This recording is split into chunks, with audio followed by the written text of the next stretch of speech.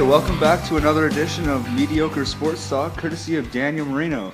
Today I have a very special guest.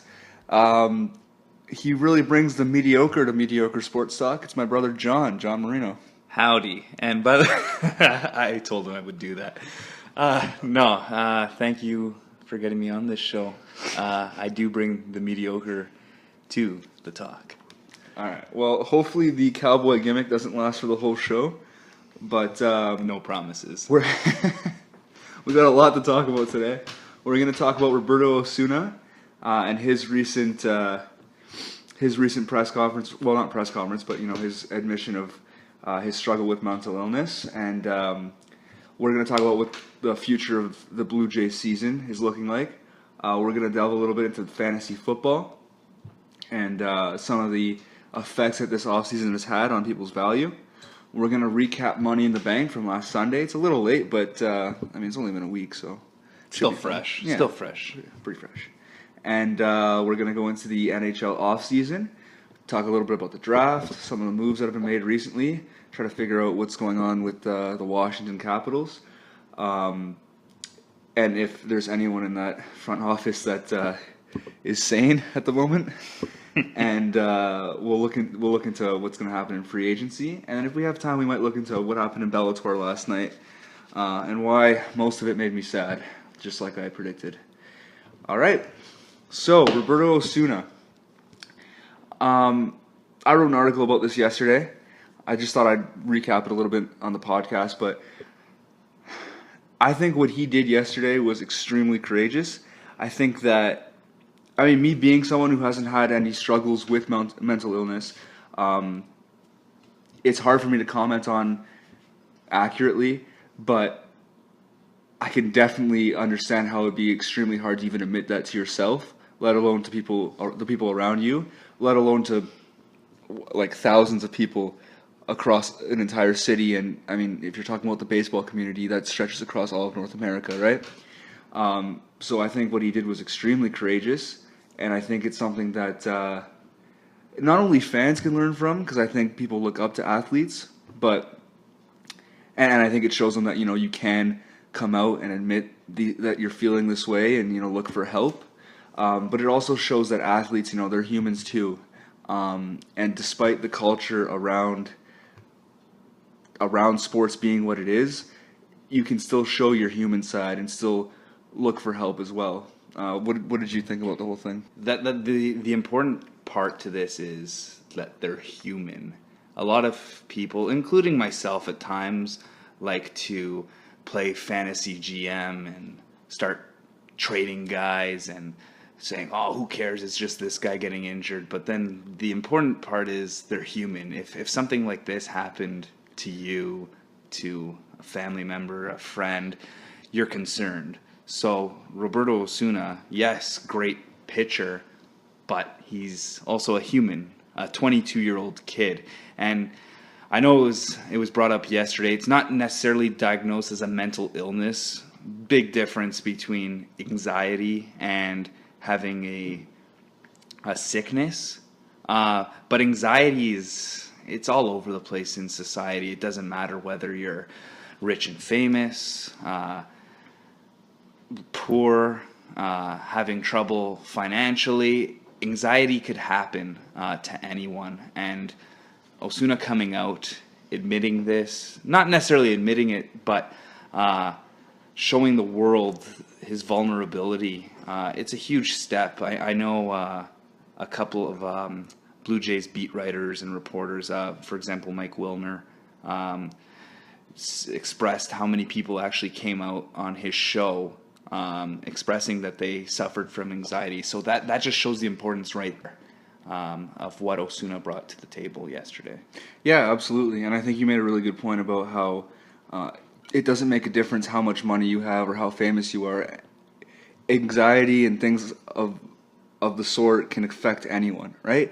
I know a lot of people, and thankfully I'm actually pleasantly surprised. I haven't seen a lot of hot takes regarding this, but I know there are people out there that are saying Roberto Osuna is a millionaire athlete who gets to spend his life playing baseball every day. What does he have to be upset about? But that's not how it works, right? Mental illness and things like that, they don't target specific people, right? Like, it's something that goes on in the head. Money doesn't necessarily make you happy. And again, I'm just really happy that he is looking for answers, and he's able to come out and say that he doesn't understand it and he wants to fix it. Like, I think that's amazing, and like you said, it's making an impact. So, well, there's also a saying that says it's okay to be anxious about something, but it's not okay to be anxious about nothing, and that's what's important here. If there was a reason for being anxious, death of a family member, being sick, not pitching well, that's a reason to be upset. That's understandable, right? Anxiety, mental illness, depression, there's no real reason for it, and that's why it's deemed a disease, and why there's no targets for it, there's no reasoning, you can't explain it, and that's why it's so important to bring this out in the open, because it could happen to anyone. Nobody should be embarrassed about it, and if it could happen to a millionaire athlete, it could happen to anyone. And just to further that point, I don't think it's great that he's going through it, but I think it's great that he brought it up. Yeah, absolutely. No, like I said before, like, neither of us are experts on the matter, but I don't know. I thought it was a really important thing, what he did yesterday. I want to talk about that a bit. But on slightly lighter news, what are you thinking about the Blue Jays right now? I mean, they're kind of on a bit of a rut right now. They're actually playing while we're recording the podcast, so hopefully by the end of this... And losing. They're losing right now. Hopefully by the time this comes out, they'll have turned things around, at least for the time being. But as it sits right now, they're coming off 3 losses? Looking at a 4th right now? Yeah, and they cannot get to 500. Yeah, oh my goodness. They refuse. It is... and you were talking about Wilner before. He's one of those guys that says, there's no such thing as curses in sports and stuff like that. But, like, something has to be said for a team consistently getting to 1 below 500 and then not even just losing, getting smacked every time they get there. Like, they could look so good the night before, and then 500 is within grasp. Is it possible that it's a mental thing? Like, that they're thinking about it? Wow. Yes and no. Like, I mean, statistically, a lot of these losses, just looking back at the losses getting to 500, you see they face Texas. They're up 2-1 in the series. Statistically says you're on the road in a 4-game series against I want to say a crappy team, but they're a half-decent team. They got some players, including that loser second baseman. But no, the statistics say you're in a 4-game series against a half-decent team on the road, you're going to split, right? Yeah. Of course, us looking at it from far out, we just want to get to 500, right? But, I mean, I don't know. I want to say no to the mental aspect of them being a game below and they choke up on their bat. They're professionals. At the end of the day, they want to win a World Series. They shouldn't be nervous about getting to 500. Their pitching it's a problem in these games. Common theme, they're getting smacked, as you said.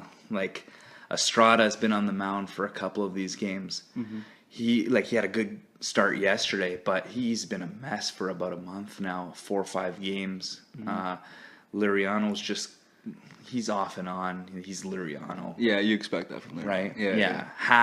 Hap's been actually excellent lately, but he had his struggles. Stroman, even in the game against Texas, that's a couple of games in a row where he's given up 3 home runs, right? So it's concerning. Which we thought was going to be a strong point of this team this season has actually been their weakness, and the injuries. Yeah, well, that's another thing with the injuries is you still have Sanchez is still out with an injury, right? That's a big part of their rotation. Quite possibly their most valuable piece on the rotation is Sanchez, and he's barely played this season.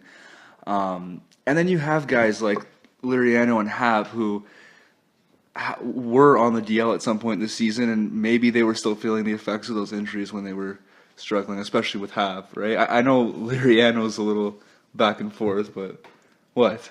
No, I'm eating grapes, and it's just weird you looking at me. And Okay. Yeah, we are recording. This is the first. Well, this is only the second episode of the podcast, but this is the first not to be recorded in my home in Toronto. This is being recorded back at my original home in Caledon. Your home. Well, okay. Home is where the heart lies. Sure, all right. Yeah, so we're back in good old Caledon, Ontario, sitting at the kitchen table, eating grapes, having a beer. Unfortunately, it's not Molson Canadian, it's Coors Light, but it's still a beer, watching the Jays game. But yeah, no, so they've had guys that are on the DL and stuff like that. I don't know. I am not ready to... I think people are panicking quite a bit right now. I'm in panic mode. I understand that, but I'm not ready to panic yet. I think baseball, we've learned, especially with these Blue Jays over the last 2 or 3 years, baseball is a game of streaks, right? You can be dead cold like they were in April. What did they start off, like 2-11 or something like that? 1-10. 1-10. I think they were 2-11. 2-11 at one point. Yeah, like they were that bad, and the way they played in May, they were like one of the best teams in baseball for most of the They haven't May. yet swept yet, which is odd considering their start. Yeah, there you go. So I just think right now maybe they're in a bit of a rough patch, and once they get hot again, it's just a matter of balancing it out, right? Their hot streaks need to last a little longer than their cold streaks, and until like it's still end of June, I'll give it a month before I panic. Well, here's the thing. I get it. Yeah, they're within striking distance, 3-4 games back, whatever it is. That's nothing in baseball, especially with you playing nearly every game or every day. Sorry, but the thing is, here's the facts. They're oldest team in baseball, if I'm not mistaken. They got some assets that are either on expiring contracts or within the next couple of years in expiring contracts. I think it's not the worst idea in the world to get younger. Yeah, baseball, if you could get into the playoffs, you have just as many chances of winning the World Series as the next team. The Astros look unstoppable right now. They just need to play poorly for 3 out of 5 games in the first round of the divisional series and they're out, right? It just takes 3 bad games or 4 in the CS and the World Series. So I'm not necessarily concerned about that. If you could get in, you could beat anyone. I don't care what anyone says. Yeah, there's going to be favorites. If someone put a gun to my head and said who's winning the World Series, I guess I would say the Astros right now, or the Nationals look great in the National League. But anyone could win, right? But on the flip side, I'm just looking long-term, big picture. You could roll the dice and hope to win this year and make the playoffs because you have some guys with experience in the playoffs. Or you could just look big picture and say, you know what, let's take a step back this year. We have some decent players in the minors, Vlad Jr. being the centerpiece of our prospects in our system. But if you just take a step back, look at trading Donaldson. Don't panic. You still have the off season to trade him too. But if you can get a top 10 prospect in the world, which Donaldson, he's arguably, maybe not even arguably, a top 5 player in Major League Baseball. So you could easily get a top 10 prospect or a top prospect from a team system. You could look at trading an Estrada whose contract ends at the end of the year. I know his value isn't at its peak, but he's there. You have Biagini that has proven he can be a starter. Sanchez will be back soon, looking like before the All-Star break, if not right after. So you could still compete trading a starter, right? So part of me says, yeah, I want to go for it. I want to see some exciting summer baseball. Who doesn't, right? But then if you take a step back and look at the big picture, it might make sense to trade guys right now while you can, because if you wait till the offseason, some of these guys their value might not be as high, and you might not get as much for them, and then you're looking at a longer rebuild if you don't start trading now. Yeah, well, I mean, the problem with this Jays run that they've had over the last few years of being a good team, which I know me and you both aren't used to. They went 20 straight years without making the playoffs. 22 straight, yeah. Well, 93 to 2015, yeah. The year after you were born, they just decided we're not going to make the playoffs for most of your the lifetime. curse. Yeah, that's where it all started. Once John was born, they're like, all right, we'll win one more World Series, but then we're done. So again, like unless you count you seeing them in the playoffs when you were 1, we didn't see them in the playoffs until 2015. That was the first time ever for us, right? And the reason we got to that window, and this window has been a championship window, where realistically the last 2 years they had a really good chance of winning the World Series, is that Alex Anthopoulos kind of blew up the farm system, right? Like he sold the future to have a good team right now, and unfortunately it was a very small window because 3 years is not a long time if you even count this year as part of the window, right? It should be, but the start and the injuries got in the way. And yeah, there was a lot of what ifs coming into this season. So yeah, that's I still believe with the team they have right now that they will be a wild card team, and like you said, once you make it into the playoffs, you have a shot. The problem is this is probably the last year of that window. Bautista can drop off at any second. I mean, we saw it last year, right? Like he was not the same Jose Bautista last year. He's not even the same Jose Bautista this year. He's just not as bad as last year. And then you get one of your young centerpieces, Devin Travis, who can't stay healthy. Oh yeah, no, that's and brutal. you know it makes sense with a guy like Bautista who's a little older, but Devin Travis, he shows so much promise, and then right when he's hot, he goes down, and it's not minor injuries either. Yeah. It's so upsetting too because that guy can play, man. His defense has been like you were pointing it out to me like the other week. His defense has been getting better every season, right? Mm-hmm. He was supposed to be a defensive liability, but not really. Like he hasn't been. And then offensively, man, this guy he just gets on base, man. He's your leadoff hitter. Well, ideally, the way he plays, he's a number 2 hitter. Yeah. Traditional number 2 hitter where he slaps the ball the other way, gets guys from first to third, but. He could hit. Yeah. But remember, we did trade Anthony Ghost for him, so anything he gives us is nice. No, of Anthony course. Ghost, the relief pitcher. No, it would just be nice if we had his help.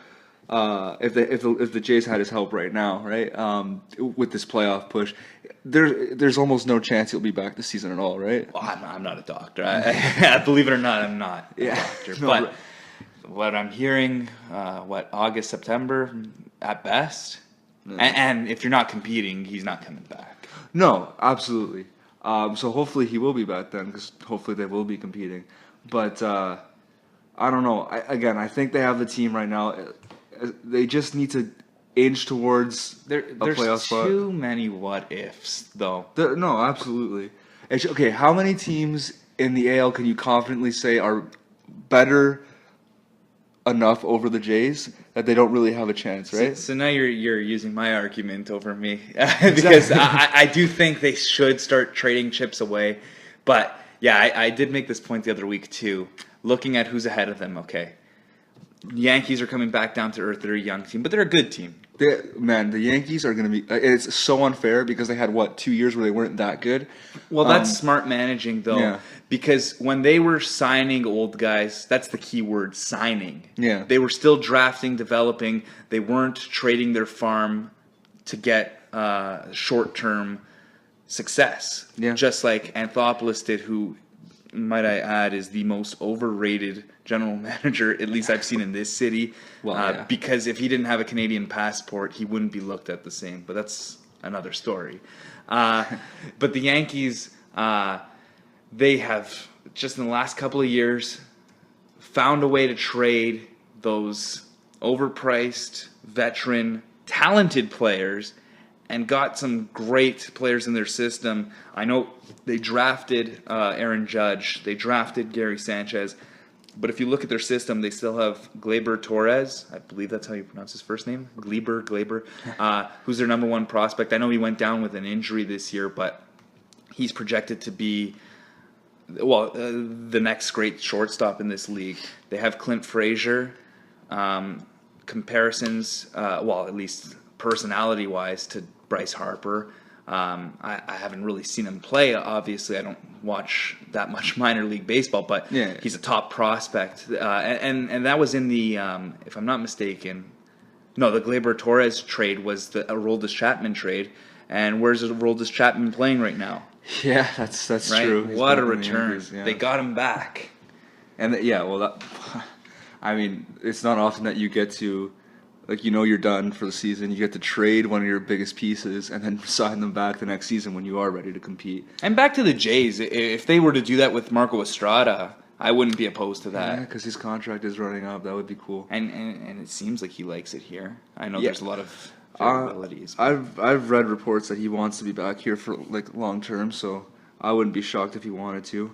But looking at going back to our other point, looking at the standings, Boston's good. Boston probably is the team to beat, at least in the American League East. Unfortunately, Yeah. The Yankees, they're going to be there. I know they're struggling, but they're going to be there. I don't know. Tampa, we've seen this before where they start off a little strong and then they kind of fall back down to earth. But I like their offense. Their pitching's always been strong. Their bullpen, so-so, other than Colome, who's lights out closer. Yeah. And then Baltimore, Baltimore, they can't pitch. And then looking outside the division, Minnesota's going to fall down. Well, they've already started, right? Yeah. Kansas City, who the Jays are playing right now, they're a game over 500 as we speak. But do you really believe them as a strong contender? Probably not. They're about where the Jays are. Yeah. Texas, same thing.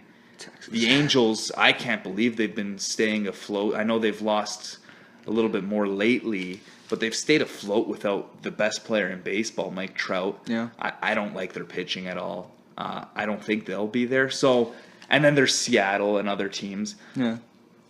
Is the window there? Yeah, but a lot of teams are saying that about the Jays too.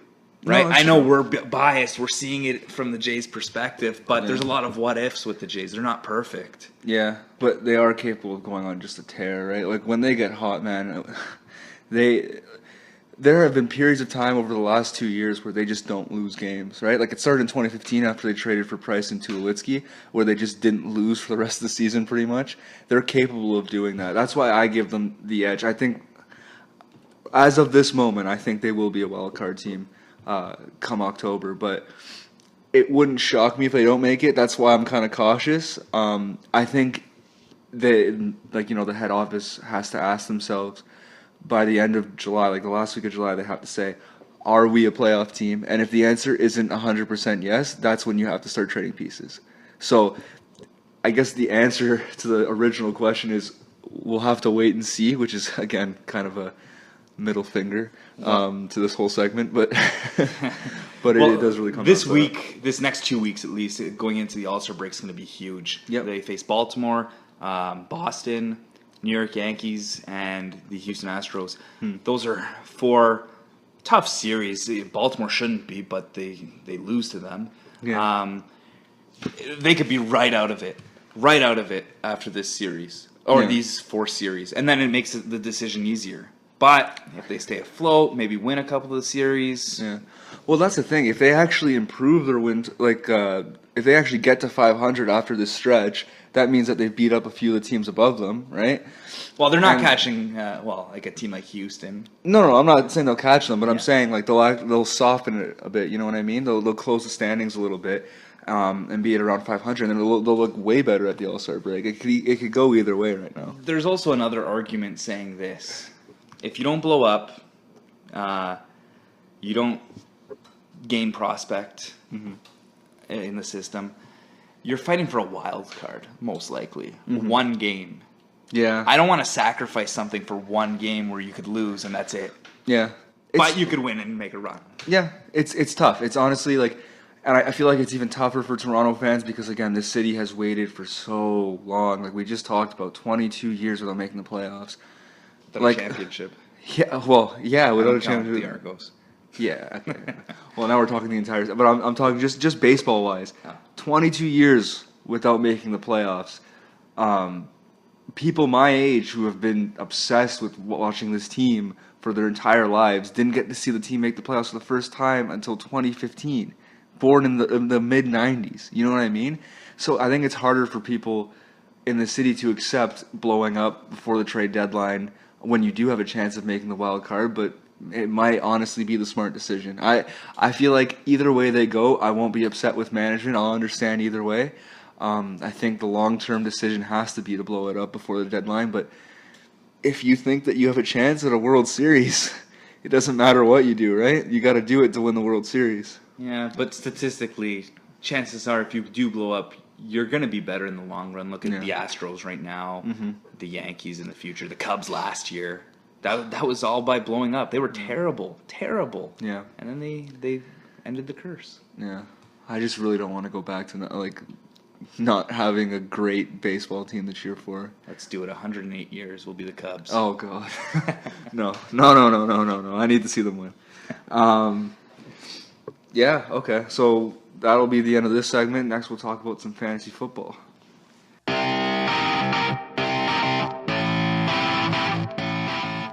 Okay, so the day is June 25th, which means it may be a little too early to start talking about fantasy football. You'd think. When you're as obsessed, a lot of people that I talk to, especially people that don't play fantasy football, think that I'm obsessed with fantasy football. But when it comes to being obsessed with fantasy football, the one person who trumps me in that is John over here. The GOAT. Well, that's one way to put it. I will admit he is... He's pretty good at it. Do you want me to run the streak, or should you? John, well, how long have we been playing fantasy football for? Let's say 2010. So we've been playing fantasy football since around 2010. And in that time, every year we've been in at least 2 leagues together, but usually it's 3 or 4. And John has never missed the playoffs in any of his leagues. So Well, no, that's a lie. Since 2013 in all fantasy sports. But who's counting? Okay. Anyway, so basically what I'm saying, he doesn't win all that often, though, do you? No, I'll take home a championship a year. A year? Well, okay, including baseball, hockey, everything. I grew fantasy as a family. It's not just a one sport thing. I'm not a one trick pony. I think right now we're just talking about football, though. I think we're just talking about me. Oh, but football wise, how many have you won? Yeah. No. No, do you know the total? Oh, the total. Okay, yeah. I thought you were trying to... I won our original league the first year, and it's been a struggle. Oh, my goodness, I got to win that. 4 finals in the last 5 years. 0 championships. Yeah. Our cousin's league lost last year. And then the other league...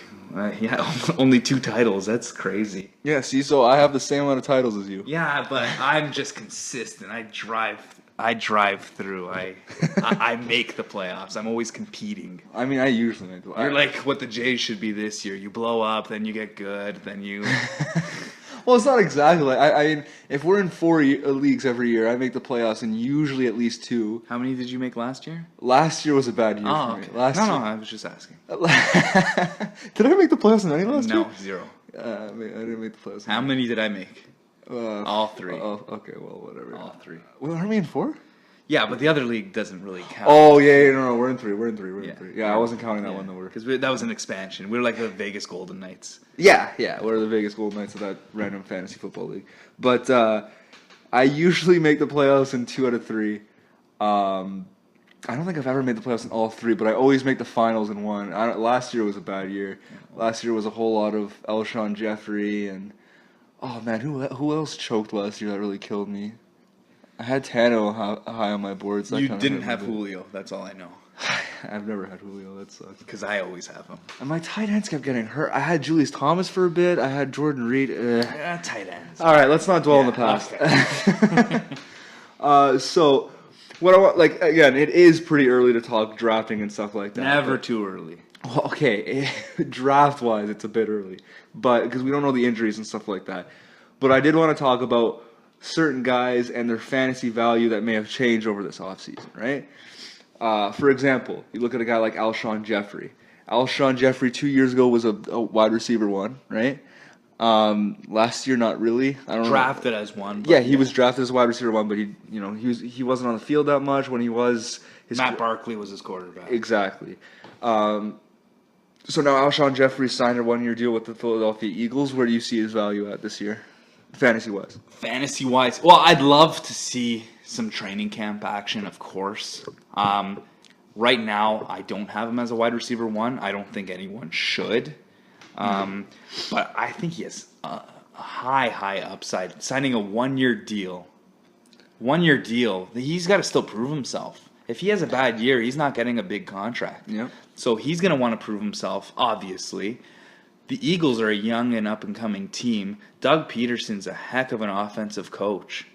And Carson Wentz, I'm a huge, huge fan of Carson Wentz. I think he, especially as a young quarterback, will look to lean on his top receivers. Alshon Jeffrey, he could be a high-end wide receiver too, even creep into the wide receiver 1 as a top 10. Would you be shocked if he was a top 10 receiver this year? Absolutely not. That's the one thing I look for in fantasy, as well as when I look at actual signings in real football, is upside. And like you said, he's got a ton of upside. Like, we've seen that he can be a wide receiver 1. He's kind of got all the gifts, right? And he's been in the league for a while. When a quarterback focuses in on him, like Jay Cutler did at one point, that guy is phenomenal. I love Jay Cutler's number ones. He just goes to them. Yeah. Well, unfortunately, he's in the broadcast booth this year. Yeah. Right? Yeah, he's done. Yeah, he'll go to someone, just not a receiver. You can't draft who he's going to. Yeah. In the broadcast booth. Yeah. Well. Exactly. But you're not drafting Alshon over Julio and Antonio Brown, Odell Beckham. No. He's in the next class with the Jarvis Landry's. Would you say Brandon Marshall's still there? Brandon Marshall's he's an interesting case. I wanted to get to him next, actually. Yeah, well, let's talk him. Like, is he a great receiver? Does he make the Giants better? 100%. That's not even up for debate. Yeah. As long as he's on the field and healthy. Fantasy-wise, Odell Beckham is the guy there for obvious reasons. He's set the receiving record for the first 3 years of his career. Yep. He's the go-to. He gets touchdowns. He gets targets. He might be the best receiver in the league, man. Maybe. Yeah. Maybe. Well, if Julio Jones wasn't playing in the league, yes. But yeah. Odell Beckham is still the guy there. Marshall, he's still a big body. He'll get more touchdowns this year.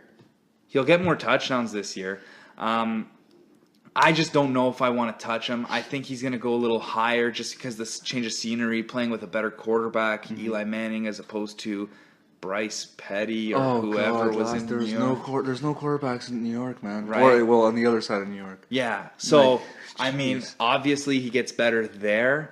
I don't know if I draft him because I think he'll go a little too high, though. That's fair. I don't know. I actually don't know what the fantasy community is thinking on Brandon Marshall right now. I guess I'll have to wait until it's a little closer and we do a few mock drafts. Because he was drafted as a wide receiver 1 last year. Oh, Jose Bautista just got a home run. Sweet. He was drafted as a wide receiver 1 last year because of that great first year he had with the Jets.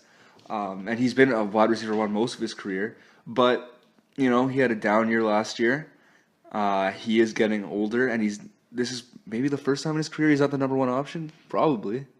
He definitely was the number 1 option in Denver, Chicago, and New York. Yeah, no. So he's Miami had a loaded receiving cast. Oh God, I forgot. Yeah. let's not go there.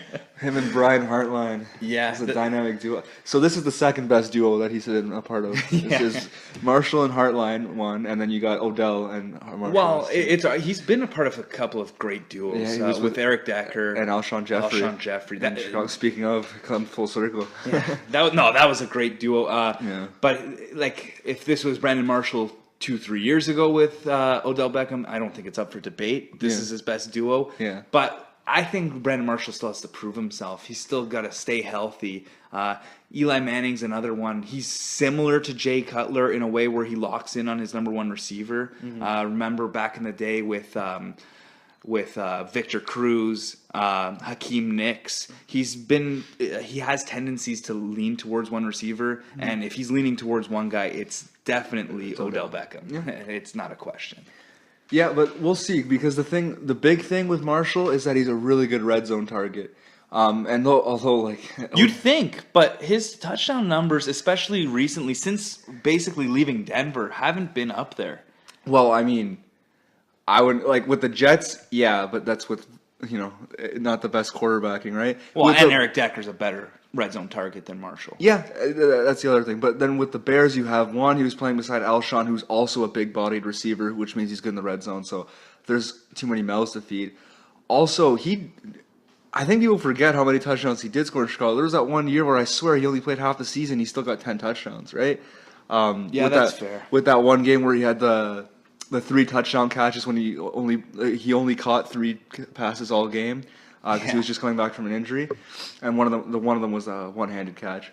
But I don't know. I think with the thing with the Alshon signing to the Eagles and the Brandon Marshall signing to the Giants is those are 2 great football signings that are going to make the teams better. The Eagles need a number 1 target, and I still think Alshon has the potential to be a top 10 receiver in the NFL.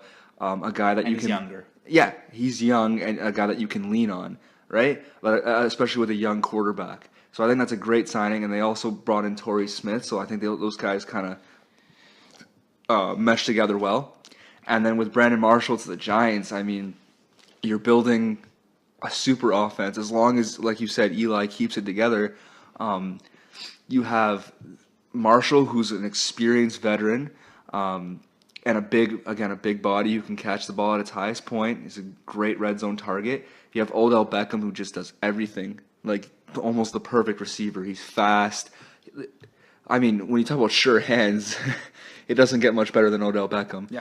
And then Sterling Shepard, man, like that guy is Nobody talks about Shepard. a great slot receiver. And that's He's young. one thing I was a little upset from a football standpoint. I like the Giants. They're one of those teams that I kind of tend to cheer for because they beat the Patriots.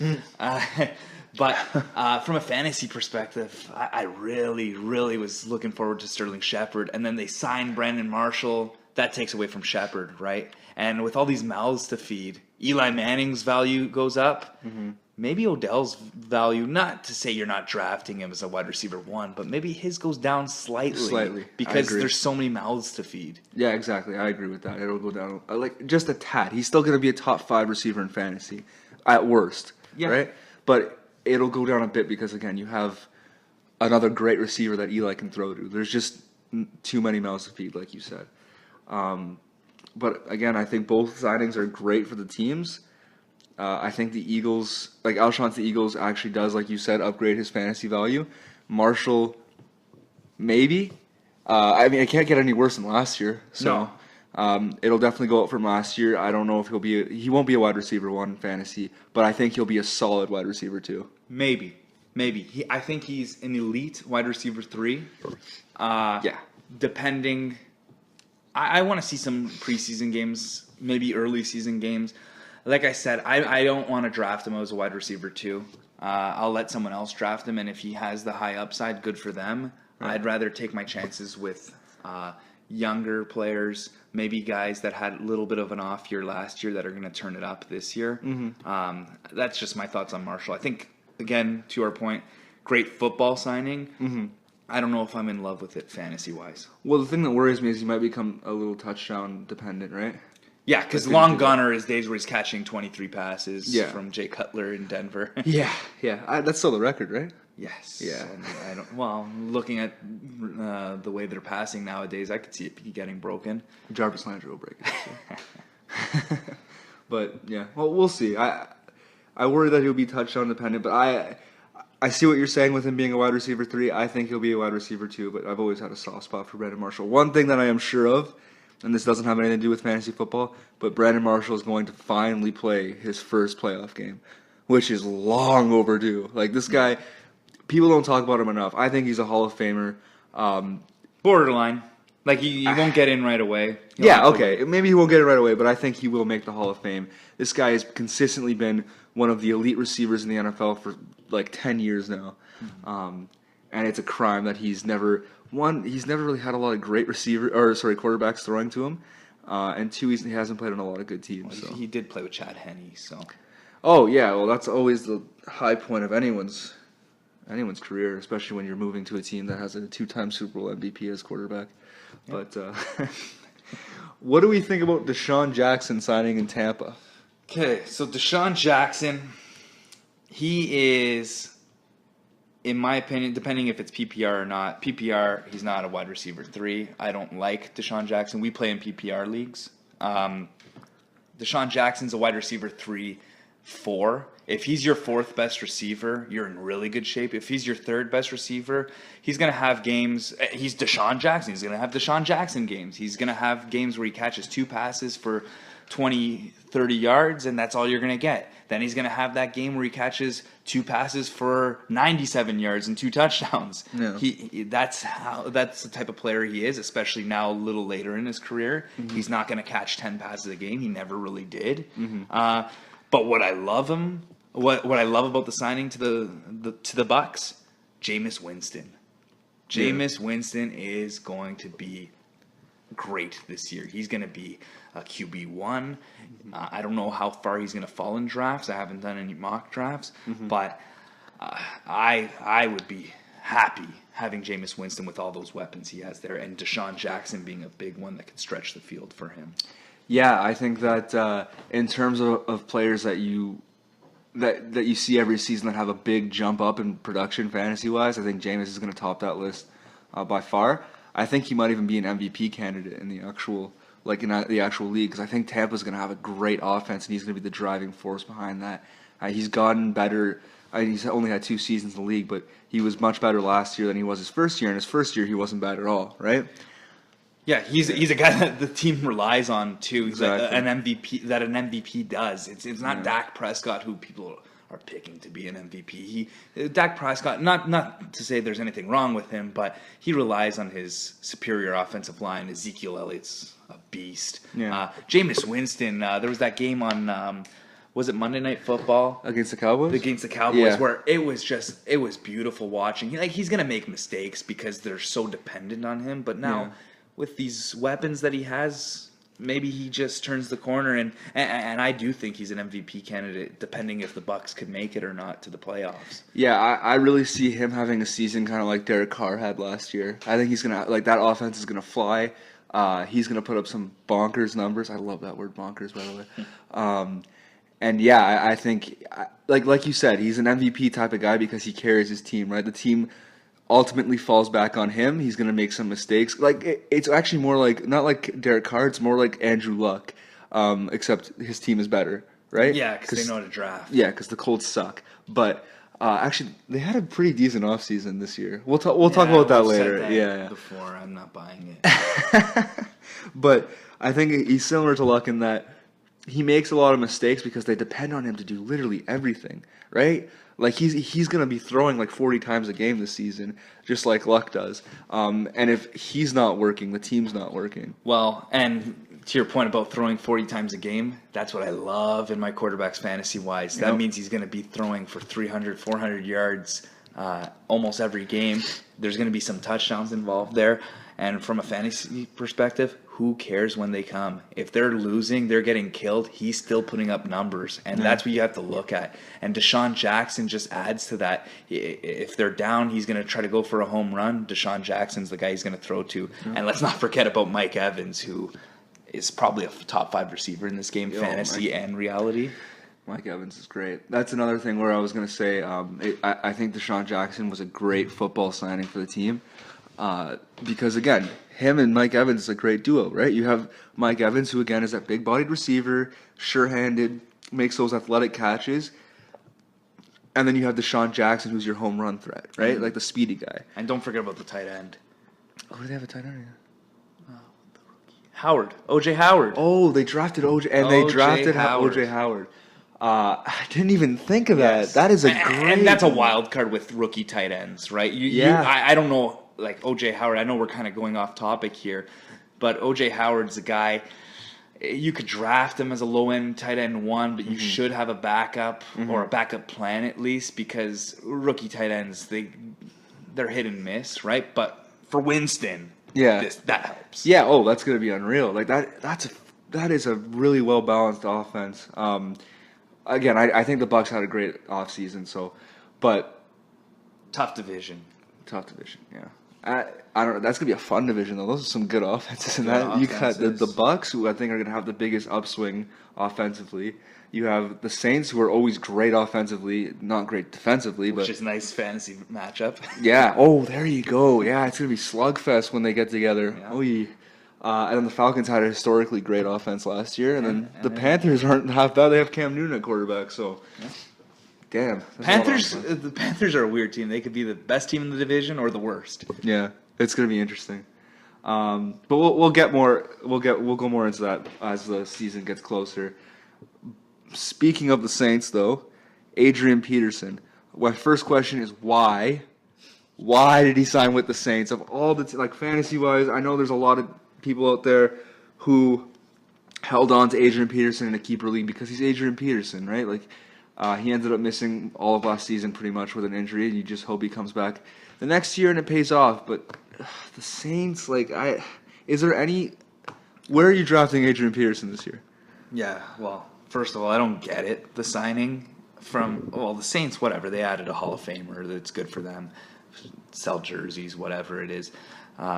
Adrian Peterson, I don't get it. He didn't go to a Super Bowl contender. He didn't sign for big money. I maybe he likes the city of New Orleans. I don't know. Fantasy-wise, I don't know. He's still Adrian Peterson. We've seen him come back from ACL surgeries. We've seen him come back from year-long suspensions. He's a Hall of Famer. He's probably the greatest running back of this era. Oh, yeah. But he's going to be sharing touches with a good running back in Mark Ingram. Yeah. Right? I don't know. Is he a touchdown vulture? Is he going to be a bell cow? I don't know. He could be. I'd like to see him. I don't really want to touch him.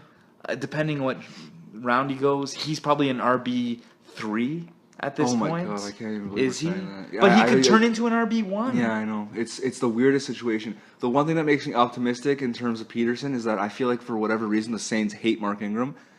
Like was it Tim Hightower that kept stealing? I know this. Tim when you're giving touches to Tim Hightower over Mark Ingram, Mark Ingram must have slept with Sean Payton's wife or something. Like, something happened where they don't like this man personally. On a personal level, they don't like him. Because they don't seem to trust him to take over the offense when he's so clearly the best player on that team offensively. Outside of Drew Brees, who's like 38, right? The future of the New Orleans Saints offense is Mark Ingram. And for whatever reason, they just won't go forward with him. And now they signed Adrian Peterson just to be like, screw you, share touches with one of the greatest running backs of all time. And more importantly, screw you to fantasy owners because you can't even draft Mark Ingram highly anymore because of Peterson. You don't know who gets the touches. It was a fantasy nightmare. Yes. One signing ruined the value of two good running backs in the NFL. And ideally, in an ideal situation, you're drafting Peterson in a non-keeper league, 5th, 6th round, and then drafting Ingram right after. If you could have both, you're in good shape. I like that. Yeah. But if you only have one, that's risky, especially if he's your number 2. You have no idea what to expect. Yeah. It's so risky. I don't want to touch either of them this year. Again, unless you have one of them on your bench, then I guess it's like, Adrian Peterson like that. If he falls to you, nobody wants to touch him, sure. Yeah. But I don't think that's the case because he has too big of a name. Someone's going to grab him. Someone in your fantasy league is going to grab Adrian Peterson. And maybe hit the jackpot. Yeah. Or probably not. Probably not. I don't know. It's weird. Speaking of weird, Marshawn Lynch comes out of retirement to sign with the Oakland Raiders. Where do you have him on your draft board? Okay, so I think he's gonna be a 2nd round pick, maybe 3rd. I'm not drafting him. I can't. The guy's coming out of retirement. I think he's probably still in shape. He has to be. Yeah. He's billed as the starter. They let Latavius Murray go, who they refuse to give the ball to as well. I think he's going to get a lot of touchdowns because that team's going to score a lot of touchdowns. Mm-hmm. So if you're happy with, 60 yards or whatever it is and a touchdown or two, you're banking on touchdowns, great. I don't know. I'd rather go with a high upside rookie. Dalvin Cook, Leonard Fournette, Christian McCaffrey over a Marshawn Lynch just because a year out of the league as a guy who's had a lot of mileage on him. Yeah. I don't know. He seems like, I don't know. I don't want to judge the guy, but he seems like a guy that doesn't really take anything seriously either. Yeah. I mean, I don't know how much that will go into it, but the thing for me is it doesn't matter how good of shape he was in over the last year when he wasn't playing football. It was not football shape because he wasn't playing football. Yeah. Right? At the end of the day, you can work out as much as you possibly can, but nothing mimics playing a football game, an NFL level football game, like playing an NFL level football game, and he hasn't done that in a year, whereas everyone else in the league has been, right? I don't know. It's so weird because, like you said, Latavius Murray's gone, so Marshawn Lynch is The guy. 100% the guy. Like, there's no debate who the starting running back in Oakland is. Marshawn Lynch will be getting the touches. That's not one thing you're not worried about, is he will be getting his touches. It's a huge risk for a Super Bowl contender, too. Yeah, I don't get it. And back to fantasy, though. Derek Carr and that offense is very pass happy with Amari Cooper, with Michael Crabtree. They're going to be passing a lot, which they did last year. Mm-hmm. I get it. Marshawn Lynch is in higher prestige than a Latavius Murray is, but still, they're going to be a pass-happy offense. He's not going to get 25 touches a game like he did in Seattle, where they were just handing him the ball, where it was guaranteed. Whether his yards per carry were 5.5 or 2.5, he's still going to get that 100 yards and a touchdown. Yeah, I don't think you can't bank on that this year. That's why he's going to get drafted way too high, because he's been rated that high, and I'm just not interested. Yeah. I think he'll be fine, but for where he's getting drafted, I'd rather take high upside over him. Yeah, and you know me, like I'm very, I guess, passive when it comes to drafting. I don't like to take a lot of risks like that. If I'm taking risks, it's going to be on a rookie or something like that. Marshawn Lynch is not the type of guy I want to take a risk on this year. And I mean, if you think there is a potential upside there, like we said, he is the starter. He's going to get the touches there, and it's a great offense that's going to score a lot of touchdowns. There's the possibility that they go up early in games and just hand the ball off to him like crazy, but being out of the league for a year, I just don't trust it. And another thing is, when guys are out of the league for that long, the injury probability goes up, right? Yeah. You're not used to football speed, and he's had injuries in the past. His last year in the league, he was injured for most of the season. He came back a little bit premature in the playoffs. He didn't look the same. So yeah, exactly. Yeah, that's a factor too. Yeah, it'll be interesting to see. Going back to the actual football move, though, when you're saying you didn't think it made sense on the Raiders. Well, it makes sense, but they should have a contingency plan if he does get hurt. I just don't understand why they trade for a guy who's out of the league for a year. It's like, I know he's Marshawn Lynch, but Adrian Peterson was a free agent. Yeah. And he only signed for $3.5 million a season, which is nothing for like a running back of his caliber. Jamal Charles too. Yeah. Signed as a backup or split starter in Denver, which is another mess fantasy wise. Yeah. You could have signed Adrian Peterson for $3.5 million and made fantasy owners happy all around, because Peterson becomes a running back one, in my opinion. If he goes to the Raiders, with that offense, Mark Ingram remains a running back one. Yeah.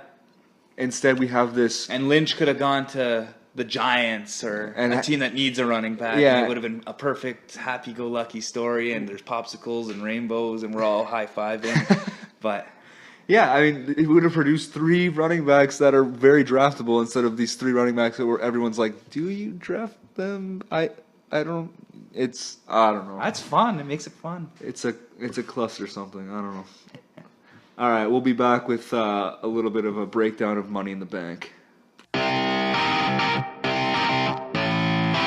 All right, welcome back to Mediocre Sports Talk. Up next, we're going to break down Money in the Bank, WWE Money in the Bank, the pay-per-view that happened last Sunday. Okay. I guess we'll just start off with, we'll go match by match, right? Yeah. Let's avoid some of the Breezango stuff. No, we're not going to go. Oh my God. Okay, no, we're not going to go into the padding. We'll talk about padding shows, but we won't go into the actual padding. We're not analyzing. We're not. You don't want to talk about Victor and Connor? Who? Oh, the Ascension. Yeah, those guys. Were they supposed to be? Anyway, I'm getting off topic here. The first match I want to talk about was the match that started off the show, the women's Money in the Bank match. Now, I was really looking forward to this. I think all 5 superstars that were in the match were amazing wrestlers, so I thought it was going to be a really good match. Minus the winner. She's okay. Yeah, not the worst. But so I thought it was going to be a great match. I was really interested to see with who they were going to go with. I thought there was, I wrote an article about it. Okay, if Natalia or what's her name, Tamina, if either of them won, I would have been kind of like, okay. But like the other three, I think there's an interesting Well, Natalia direction. would have been a little bit legacy. It would have been kind of cool because she's Yeah. kind of carried the women's division for a while until this renaissance. Yeah, she Right. did. Yeah, that's correct. I don't see it with her anymore, right? But I thought there's a lot of cool directions they could have went in, and there still are. And then the the match was too short, and the result, you have the first ever women's Money in the Bank match. The whole basis of this match is like, capping off this women's revolution where they're being treated as wrestlers now. Like they're not being called divas anymore because they're wrestlers. They're not in bra and panties matches. They're not in bra and panties matches. They're in ladder matches, just like the men. They're being treated for talented individuals who are wrestling, right? Which they are. And we're finally seeing good women's wrestling. And to cap it all off, they're finally getting their first women's Money in the Bank match after finally getting their first main event of pay-per-views and Hell in a Cell matches. And it ends with a dude, climbing a moron, climbing the ladder and grabbing it and dropping it into the hands of the woman who won the match. Yeah! Like, what? Like, I mean, I get it. Like, from a standpoint where they wanted heat, a heel won, a heel that for some reason, she's highly regarded. I don't see it, but whatever. But, yeah, the symbolism. Why do this? She could have won in another dirty way, like the Damien Sandow way when he won, where he was hiding behind the announce table, and then he ended up winning. That was cool. That was a good heel way to win. There's so many different ways. James Ellsworth could have got involved in another way where he pushed Becky off, but Carmella still climbs it. I mean, the match itself was too short too. Yeah, I it's too think short. they should have gave it a lot more time. It had some nice spots with Charlotte jumping off the top rope there to the outside. But yeah, it was just rushed. It was a little bit predictable. Everyone kind of knew Carmella was going to win. Yeah. But the way it happened, I didn't get it.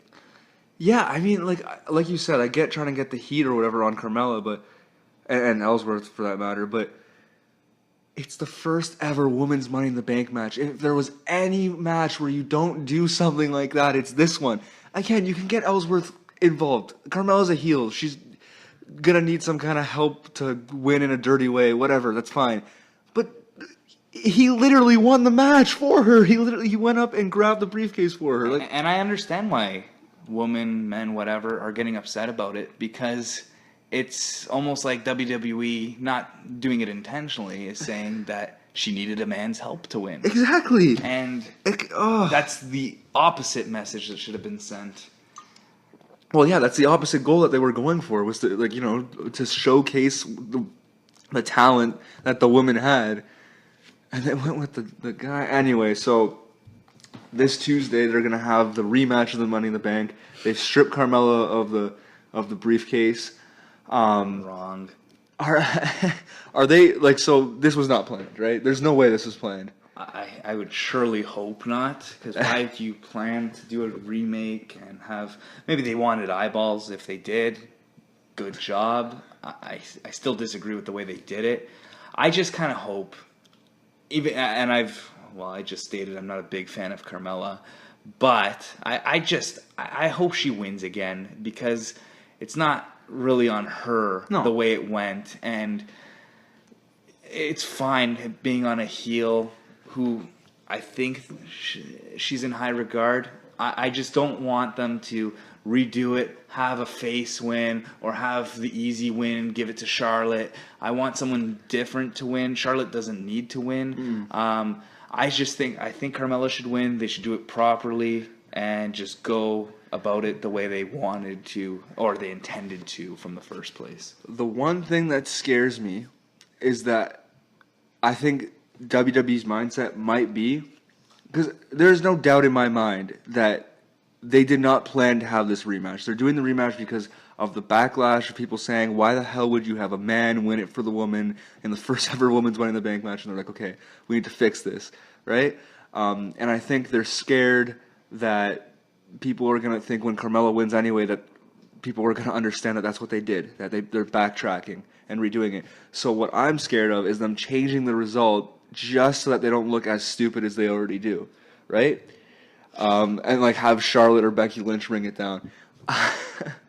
So I hope, I guess I hope Carmella wins, even though I really wanted Becky Lynch to win. I wanted to see her try a heel turn or whatever, but like, which is what you actually convinced me of. But I don't know. I think it's a mess. They really ruined a really good thing. And even to further that point, it seems so in the women's division in both brands, it just seems like the same repetitive matches over and over and over again. Yeah. Maybe they should look at bringing the women in one division. I agree. And maybe with that. putting the tag teams in another division, because that's another division that's struggling. Yeah. And just having more diversity, because we're really narrowing it down to two potential winners, maybe if they give it to Charlotte again, which I think would be the wrong thing to do. It's just the same matches over and over, and then you get the women's title in SmackDown. Which, who's paying attention to Naomi versus Lana? Oh, we'll talk about that in a bit, but not many people. But I see what you're saying with mixing the women's division onto one show and the tag. And for a long time, I agreed with you. The only problem I have with that is that you don't have as much focus on different rivalries, right? Like you said, we're kind of seeing the same match over and over again, which is annoying. But you only really have room for how many matches on a pay-per-view, right? Like this last pay-per-view only had 5 matches, announced matches. They only had 5. Too many. Right. And 2 of them were women's matches. If you put every single woman on the same show and you only have 2, and one of them was 5 people in the same match, right? Yeah, but you're taking in my scenario, you're also removing the tag team division, so that goes to the other show, right? Yeah. So you could take out the tag team match, put another women's match in. That's true. Makes the show go a little bit smoother. You get different matches, different rivalries. You could see Alexa versus Charlotte, which I think they're hyping towards to a potential WrestleMania match, because they're the top 2 stars on each show. You think they're gonna do a brand mix? Well, eventually they like to do that traditionally on the main pay-per-views. I can see that happening SummerSlam, where there's a brand mix. That would be awesome. I think. Well, what I originally thought is if Becky won the Money in the Bank and turned heel, it would have been Charlotte versus Becky at WrestleMania. And you have that cool reversal of roles where Charlotte's usually the heel and Becky Lynch is usually the face, but now it's the opposite. And I thought that would have been really cool. Would have been interesting. Even I don't know if Becky is WrestleMania material when you got Charlotte, you got Alexa, you got Sasha Banks, you got Bayley.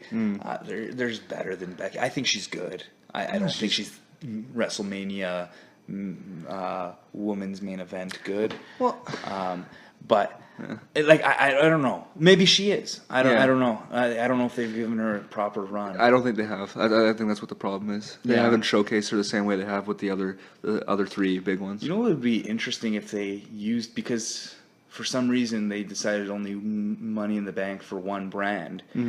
Why not have the briefcase holder be able to cash in on either champion? Oh, that would be so cool. And that would be a great way to bring them over to the other show. Oh, that'd be great. But then it's favoritism towards SmackDown, which makes no sense either. But yeah, that's true.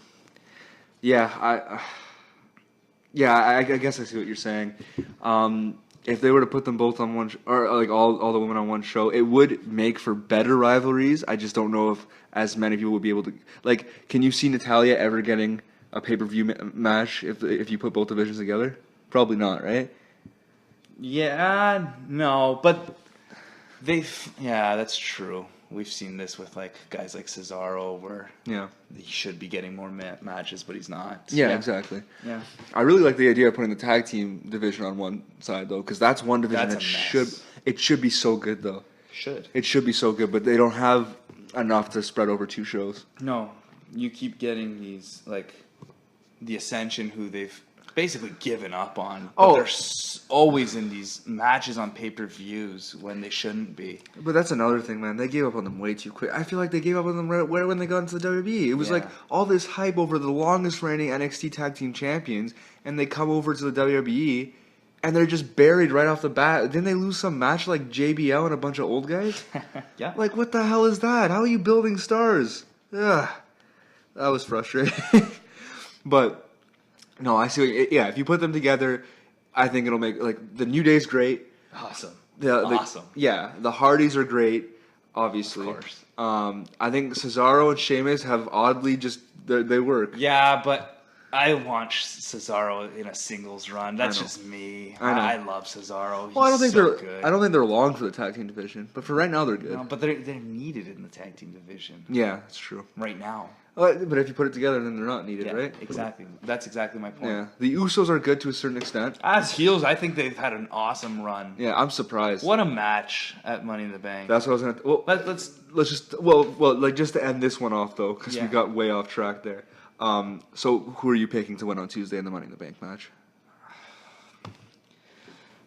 My brain and logic says please pick or have Carmella win, but I think they're gonna switch it up.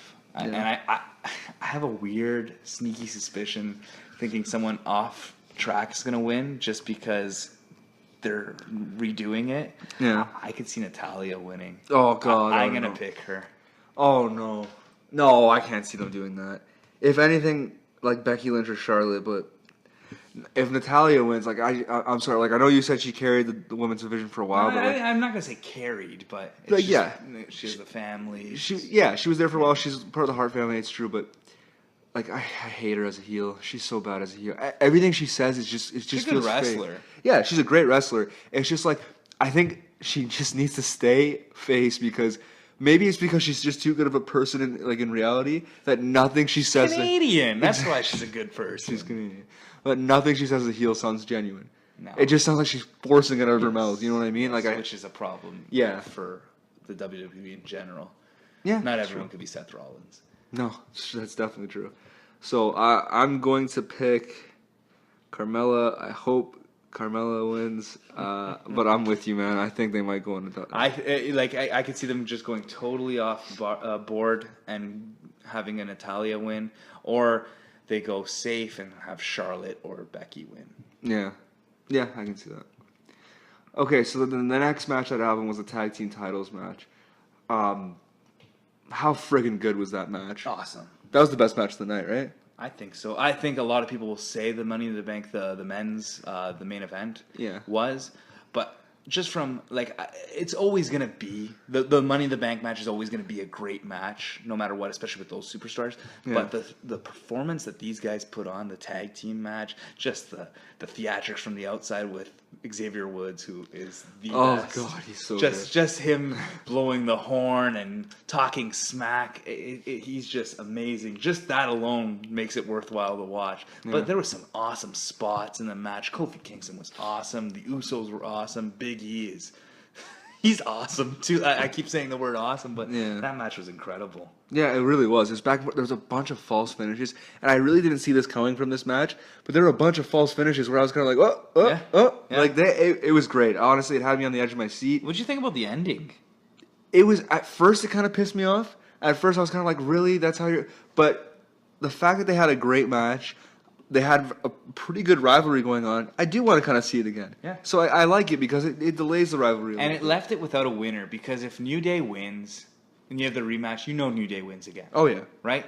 This way, I think New Day wins the titles. Mm-hmm. But at least it gives you another match where it's like you don't know who wins because the first match didn't really have a winner. Mm-hmm. So it was good. And the Usos are playing off that heel gimmick excellently, which is shocking. And I want it to continue. I want this rivalry to go another couple pay-per-views. They're definitely fighting again. They have to because there's no other tag teams. Yeah, they're definitely fighting again at Battleground.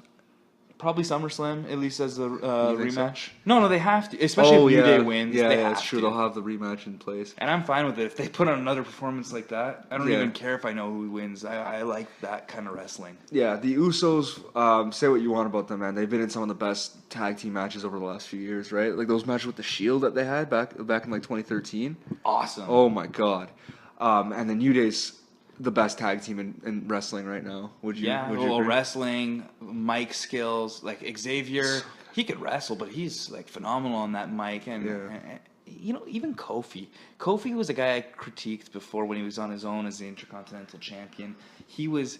I didn't like his mic skills. Yeah. But I think maybe with Xavier and Big E, Yeah. he's just meshed well. I think he's having a great run with these guys. Yeah. Yeah, no, they're gold. They're gold together.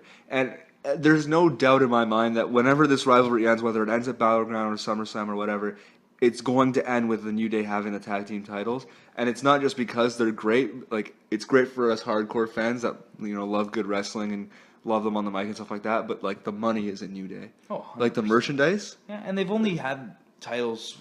Well, it was a long time. It was a record-breaking time. But yeah. but they only had the titles once, right? So they need another run. It's been a little while since they've had it. The Usos are fine, like we said, but yeah, the money's with the New Day. Merchandise sales, they kill everyone, right? Yeah. So it's gonna end with New Day being the champions. The next match was the women's title match. Okay, let's make this quick. I won't lie to you, I didn't see most of this because I was actually editing the podcast from last week. It was I had some time to watch the first two matches.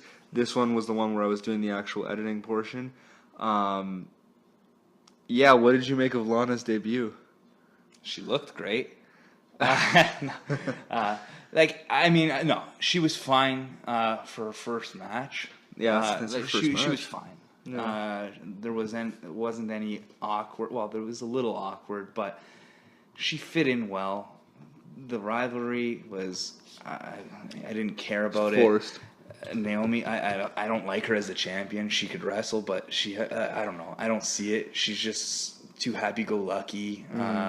Whatever. She's a good mid-card wrestler. She could be in those Money in the Bank matches or whatever. I don't like her as champion. Lana should not be anywhere close to the championship, especially until she ripens up her wrestling skills. Yeah. I think she's a perfect manager with her husband Rusev. They're gold together. They really were. They were great. Well, Rusev's hurt, so you want her on TV. Oh, is that why he's out? Yeah, okay. He's hurt. Okay. Right? He'll be back soon. But I get that they tried to have her on TV, and she's great on the mic, but she's not ready for this. Well, I mean, it's her debut match, and they throw her in there for a title. And she's a great heel, too. She's a great heel. Yeah. I only saw a little bit of the match. It was okay. You knew it was going to happen, though. You knew Naomi was going to win, so there wasn't much intrigue there. They made Lana look strong, which is, I guess, the right booking, too. Yeah. Carmella kind of distracted her. Yeah. But, I don't have much more to say. Whatever. Yeah, we'll see with Lana. I think it's going to be... If they want to build her up to be... And I think regardless of the trouble WWE has had with her... they put her and Rusev in the doghouse after they announced they were getting married because on screen they were supposed to be in a rivalry. But regardless of the backstage heat she's gotten, I think WWE is actually really behind her. Like they've always, which they should. Yeah, like they've always been behind her because the crowd reacted to her so well after she debuted with Rusev. So I think if you're thinking long term, eventually if she becomes even decent in the ring, she'll be one of the top woman wrestlers on the roster, but as of right now, she's just not good enough in the ring to be even close to that level, right? So, I don't know, maybe keep her as a manager, or I don't know what, but... Well, no, let her build herself. Yeah, I guess. Yeah, right? Like put her in a rivalry with... And keep her with Rusev. They could have mixed tag matches, too, right? Yeah. Which helps her. It takes time. You can't just jump right into the title picture. Yeah. And then in terms of Naomi... I kind of agree with you. I think she's an okay champ, but I think she's just what's it called, a placeholder? Yeah. Yeah. Until the Money in the Bank winner. I guarantee you she will not be champion past SummerSlam. Yeah, I hope not. Yeah, I think she's there to just hold it right now, just until SummerSlam, build some intrigue in the whole Money in the Bank thing. I think they're trying to build Charlotte as kind of like the AJ Styles of the women's SmackDown division, where she's not fighting for the title, but every fight that she's in means something. Here's right? my theory with Charlotte. I think she fights for the title at SummerSlam, wins it, immediately loses to the Money in the Bank holder. Oh, it gets cashed in on her? Yeah, but that makes sense, right? Like, and then build that. That would lead to your year-long rivalry for the the chase to the title at WrestleMania. Yeah, which she will win. She's going to win the title at WrestleMania. That's for sure. Yeah. I think people got sick of seeing the title on her over the last year because it was just Charlotte's a champion. She loses it, gets it right back. But yeah, I think every division needs that one person whose matches mean something regardless of what's on the line. And again, they're doing that with AJ right now. Rollins. And Seth Rollins. You always have to have like a co-main event kind of thing. Shawn Michaels did that a lot when he was wrestling. Undertaker did a lot. Yeah, and in my opinion, he's the greatest. Yeah. I'm a little biased there. I'm a huge Shawn Michaels fan. Yeah. But that's what he was. He was only champion 3 times in his career. I could be wrong. Maybe by 1 or 2. Yeah. But he won 1 title since his return in 2002, which was immediately at the Elimination Chamber. Mm-hmm. And then he was just he was just putting on great matches in the mid to main card. He would fight for the title sometimes, never win, but always putting on great matches. And you need that. You cannot just have a pay-per-view with 1 main match. Yeah. Yeah. You need multiple There's matches. so much value in having a mid-card. one wrestler who, not even a mid-card, like it feels like it's a main event even though it's not for a title, right? And I think Charlotte's the person to do that for when you're talking about the women's division, especially on SmackDown. And I think that's what they're building her towards. So like you said, if she does win the title, it'll be at SummerSlam just to get cashed in on. And then she won't win it again until WrestleMania. Yeah. But Naomi is going to lose the title at SummerSlam. Hopefully. Next, we had the WWE title match, which did not go on last. How'd you feel about that? Oh, if it was last, that'd be insulting to the guys in the main event. I put that on my prediction piece. I said the Money in the Bank match would be lost. I think that's obvious. If it was John Cena versus CM Punk 2011, okay, yeah, that should go last. But this was Jinder Mahal versus Randy Orton. All due respect to those guys, that shouldn't have been closing the show. Not over the Money in the Bank. No. They made the right choice in this case. So, how long do they go forward with Jinder as champion? I'm fine with him going forward, at least till SummerSlam. He's not losing to Orton. No. I'm just sick of this Orton versus Jinder thing. Oh my God. Orton, he has to be... I don't know if it's just him not in the right mindset or what. He's been known to check out before. Yeah, and I think he hasn't been checked in since when he was teamed up with Triple H and the Authority. He hasn't really been... It seemed like he was into the Wyatt storyline at first, but then when it got stupid, he checked out just like all the fans checked out. Oh, you weren't really into that House of Horrors match, which was a B movie. You know what? That might have been the best part of the rivalry, though. Like, it was such a good build up to the face turn by Orton, and then the way they did the face turn was horrible. The rivalry was just bad. It should have been great. It was just bad. Orton went over at WrestleMania, which made no sense. And then the House of Horrors match, at least that was just like... It was comedy. Yeah, oh my... Okay. One of the greatest wrestling experiences I've ever had, and this means a lot, was streaming that match while working. Like, I mean, the job I was doing at the time was I was working at a front desk where I have to, like, answer people's questions. Like, it's in a residence, so I'll do lockouts, stuff like that, rent out equipment. So I'm trying to talk to these students who are giving me their concerns and stuff like that, and I can't watch it with volume, but I'm seeing Wyatt throw a refrigerator on top of Randy Orton in this, again, B horror movie setting. Like a Devil's Rejects, only not good, and Rob Zombie didn't direct it. Oh my! That was the one of the funniest experiences I've ever had watching a wrestling event. I actually love the House of Horrors. But like you said, like the rivalry was crap. For comedic purposes, it was great. It was good. It's like watching The Purge, right? You watch it because it's stupid and it's not good. Like it's fun to watch it and nitpick it and say like why is this guy doing this? This is so dumb, and you laugh about it, right? We watched The Purge number 3 last night. So horrible. It's still fresh in our minds. But actually, that was a good multitask by me. Yeah, I wrote the Osuna article, and then I was watching Bellator and Purge at the same time on my laptop and on the TV, which was a weird... it was basically the same thing. You're an A superstar. You're not a B player. Yeah, well... You're better than Daniel Bryan. You know what this... Yeah, you know what they say, right? Yeah. But no, they went together well. It was 2 bonanzas right there. Oh, yeah. We'll get to that later. Yeah. Anyway.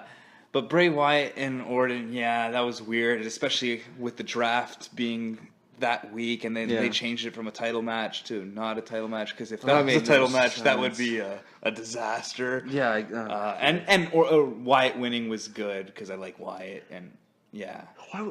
but like, okay, I get why they didn't make it for the title, but realistically speaking, it made no sense. Well, because then Jinder was the number one contender, and he kind of got in the way. So why would he get in the way if Wyatt was going to win the title? Cause, no, I get why they booked it. Yeah. But like, okay, if you're treating wrestling as real, Yeah. it makes no sense. No, I and agree. it's supposed to like at least feel real. Anyway, I guess doesn't matter. their logic was Wyatt going to the other show, so he couldn't fight for the SmackDown title. Yeah. Even though Chris Jericho and Owens did the opposite on for the U.S. title, but whatever. Anyway, the match Jinder versus Orton was fine.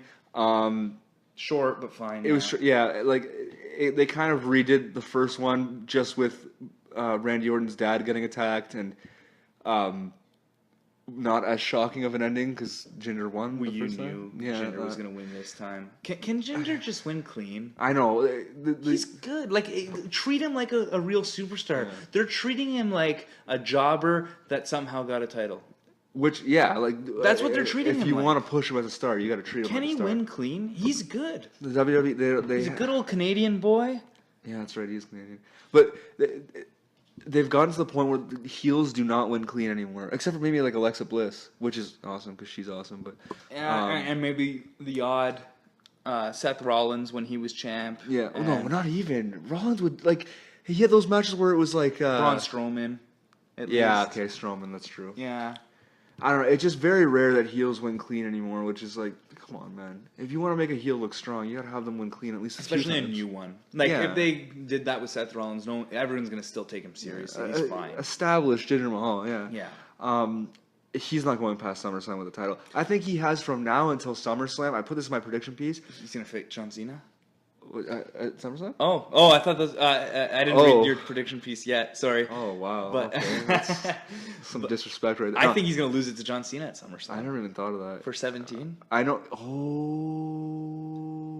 Oh, because he's looking for the record against Jinder Mahal. Though, don't you want to make it like a big thing? Yeah, but maybe this is a way of making Jinder Mahal a big thing and Cena pushing the new generation by beating him though.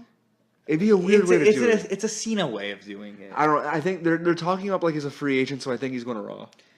I don't know. I think he's playing both sides. No, he's going to for a while, but I think he's going to pick Raw. But I think it means more him fighting Jinder because looking at Raw, okay, Brock's the champ there. Yeah. Or Samoa Joe. It's going to be Brock, but yeah. It's probably going to be Brock, and he's going to fight probably Strowman. Or Reigns, whatever it is. Ambulance match. It's pretty stacked. The main at the top, at least for Raw. Yeah, I think SmackDown, especially with a guy who like Jinder Mahal, who he's newer. He's not like that established Randy Orton kind of guy, and I don't see AJ Styles, Nakamura, Baron Corbin, any of those guys fighting for the title yet. Yeah. I think it makes sense, Cena versus Mahal. Whether he wins or not, but I never thought about it. The rivalries, I mean, you could just rehash half of John Cena's rivalries where he fights a minority and he's Mr. USA. Fighting Rusev, basically. Yeah, or Great Khali. Yeah, only Jinder Mahal could wrestle and Great Khali. Did he fight Muhammad Hassan or was that just Undertaker? I know Undertaker fought him. No, I think Muhammad Hassan was before Cena really became big. Oh, yeah, okay. But because Muhammad Hassan, that controversy right after 9/11. Yeah. But they've done the whole Captain America thing with John Cena before, where it's like he's Mr. USA and the person he's fighting hates America or whatever, so they can just rehash that. I just think that Mahal has from now until SummerSlam to prove that he can consistently remain on top and be like an actual top superstar. But either way, he's going to lose the belt. It's just his future past SummerSlam is going to depend on how well he performs right now. I don't know if he'll necessarily lose at SummerSlam, Jinder. Okay. But he's not long for the title right now. I don't know. I think they're serious about getting into the Indian market, even though he's Canadian. But I think they're serious, and if they want people to take him seriously, maybe going over Cena at SummerSlam.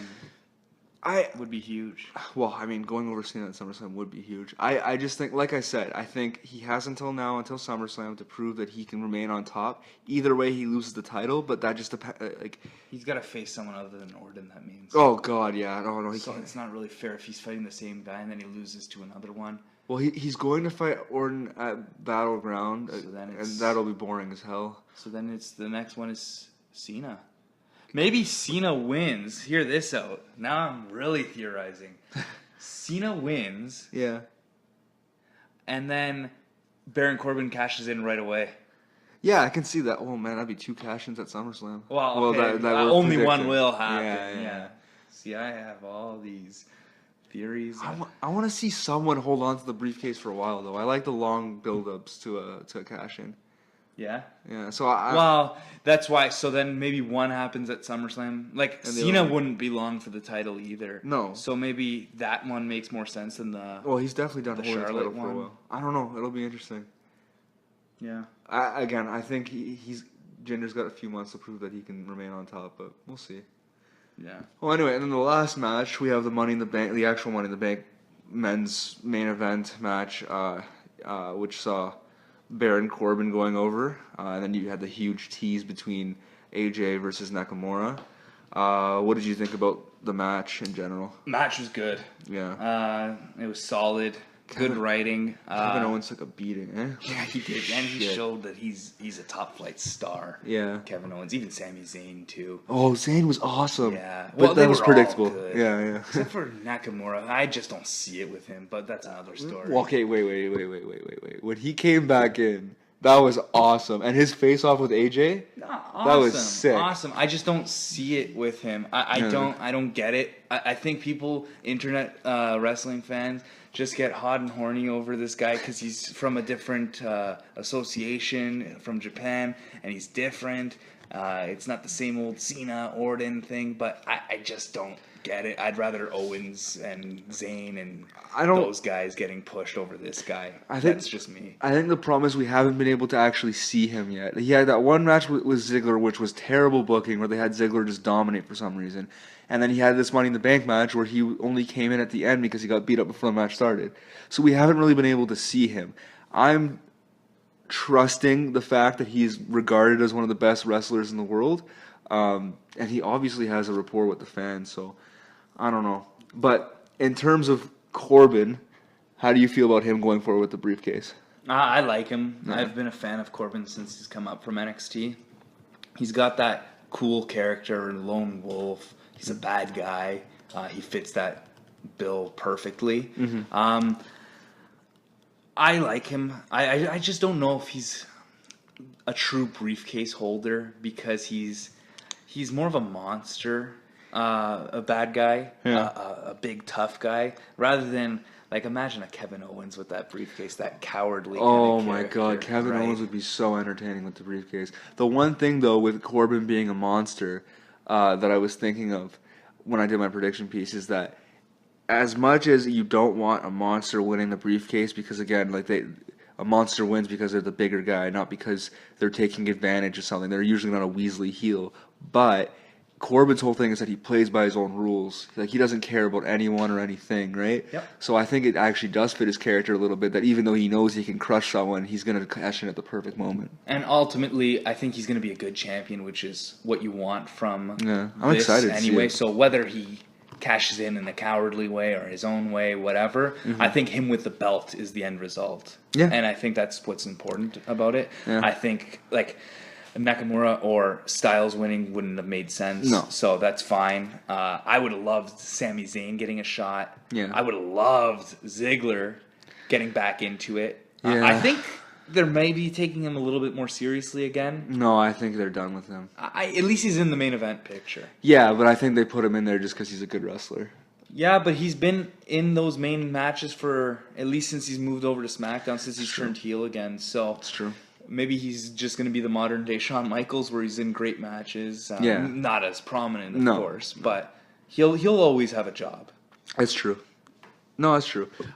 Well, anyway, like, I think it was the right call with Corbin. Like, they want to push him as the big heel in SmackDown. And you could see how the roster is shaped, especially with AJ turning face and stuff like that. they need someone to take over as the big heel, and they want it to be Corbin, and I think that's cool. I think he's ready for it. They built him up pretty slowly. Like you said, I really wanted to see Sammy. You know what would be really cool? We were talking about Cena fighting Mahal at SummerSlam. Sami Zayn gets a title shot. Okay, you want to talk about heat? Sami Zayn gets a title shot, defeats the odds, and beats Jinder Mahal for the WWE Championship, and then gets cashed in on by Baron Corbin right away. So it'd be like the Daniel Bryan all over again. Here's the problem with that. It's Jinder Mahal as the champion. Not to knock Jinder Mahal. I've been talking him up, but I think that's a perfect scenario where Sammy beats someone either like Kevin Owens, who's he had history with. Yeah. I know he's won a couple of times, but still Kevin Owens is the bigger guy. Yeah. Or someone interesting like a John Cena or a Roman Reigns. Yeah. Like if he beat Roman Reigns at a prominent pay-per-view like WrestleMania, SummerSlam, whatever, he finally got over the hump. There's confetti falling. The ultimate underdog won, and then he gets cashed in on. That would be perfect. Awesome. Not Jinder though. Yeah, no, I see what you mean. Yeah, because he can beat Jinder. Everyone believes he could beat Jinder. Yeah, you have to kind of like defeat the odds. I see what you mean. It would just be so awesome, especially because Corbin and Zayn, they had a short rivalry, but it was kind of good. I liked it. Their match was good, right? And I'd like to see them spark that up again, but I don't know. It also depends on what their plans are for WrestleMania, right? You have to start gearing up for that. Do you think Corbin walks into WrestleMania as champion? I think so. No. No? No, I think he could maybe even cash in later too. Like I know I just said he cashes in at SummerSlam, so I'm all over the map here. But if he beats Cena or whoever at SummerSlam, I think he loses it by the Royal Rumble. I don't think they go into it with him as champ. I think it depends who's champion on the other side too, right? If Brock's still champion, if Roman's champ, I hope it's not Braun. As champ for that long. I hope it's not either of those three. But it looks like it might be one of those three. It will be. Ideally, Seth Rollins is the champ, and he's fighting AJ Styles or whatever, but that's not happening. But if it's one of those three, they draw, right? Or not Braun necessarily, more Roman or Brock, right? They'll draw, so you can afford to have a Baron Corbin going into WrestleMania as champion. Yeah. I just don't know. If he cashes in at SummerSlam, for example, I don't think he carries it that long. Yeah, it would be a long time. I could see him going, he cashing in closer to WrestleMania or after WrestleMania. I think that would be ideal, because if he could cash in after WrestleMania, then he could have a sustained title run instead of rushing it to make sure he loses the belt. So a guy like Cena, or I keep using Cena, SmackDown is not really top heavy. They're good mid card guys, but a lot of good mid card guys. Yeah, or Owens as champ. I don't know. Jericho coming back. I hope he gets one more run. But. Oh God, he needs to win the Royal Rumble, man. Yeah, it's interesting. I don't know, like the whole mid card thing. Like I was saying before, where you want to have a Charlotte or an AJ Styles kind of be like the person to have the big matches that aren't the title match, that aren't the main event, but are still feel like the main event. Maybe I feel like Kevin Owens is like the heel version of that. I feel like his matches mean something, because that guy's awesome. I just love watching Kevin Owens. He could fight in a mid card for the U.S. title. He's so good. Whatever. Man. He's always meaningful rivalries. He's great on the mic. He could cause that friction between him and his opponent. So yeah, I agree with that. Man, he's his whole Face of America thing is unreal. I can't help but laugh. No, it is straight out of like, I don't even know, like it feels like it belongs in the 90s. You know what I mean? Like it's so classic. Good. Oh, it's so good. And when Jericho comes back, I kind of hope they fight again. I'll watch probably for SummerSlam. Watch them fight every pay-per-view, man. Yeah, those they're two. Great. I'm still not over the Festival of Friendship. Oh, that was sad. That poor Jericho. All right, well, that's the end of our Money in the Bank segment. We'll be back in just a moment and talk about the NHL offseason. So, welcome back once again. We're going to move on to a little bit of NHL talk, which is probably the most topical thing that we've talked about today, which is weird that we're pushing it back so far. But, you know, the NHL draft just came to a conclusion yesterday, and there's obviously some big storylines there. Right off the bat, we're not scouts, obviously. We're not like draft experts, but who do you think won the draft? From what I'm reading on a value by a pick basis, the Leafs had a really good pick. I know we're Leaf fans, so it's easy to say. But this kid, Liljegren, I hope I'm saying it right. I don't know. I don't know. I'm going to try not to say it again. He was ranked number 2 last year. Yeah. He had a case of mono. That's why he fell. Playing in the Swedish Elite League with grown men. He fell to 17. That's value right there. It's a lot of upside. Even if he doesn't make it, picking a guy who's ranked number 2 the year before, and he was essentially injured the year before, the year of his draft year. Yeah. That's a great pick. But I'm gonna go with St. Louis as my actual winner. Oh, okay. The reason why is not necessarily because of a draft pick. Yeah. Because of the Braden Shen acquisition. Damn, you jumped the shark, man. That was my next topic. Well, no, we could talk about it here, right? No, Like, yeah, go on. Braden Shen, he's a bona fide number 2 center in this league. St. Louis needed a center. They needed someone that could possibly play with Vladimir Tarasenko. They traded, Yori Laterra and the 27th pick for Braden Shen? Yeah, you're Right? on, yeah. Yeah, so a late first, and Yori Laterra, he's a fine player, but he's not. He's replaceable. He's a guy. Yeah. Right. In the words of Bob McCown, he's just a guy. Yeah. But Braden Shen's a good player, and that's a great fit. Yeah. Who's your winner?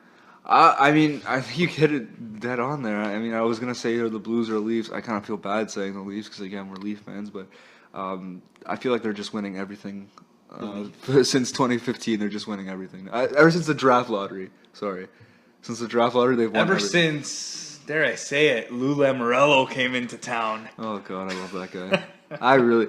What Twitter account was posting those videos of him walking up to make the pick and just putting music over it? Like they had the Sopranos music at one point. I don't even know. I'm gonna look it up right now. That was amazing. Oh. Just him coming out to Vince McMahon's theme song. Just I can't help but laugh. Oh man, that was awesome.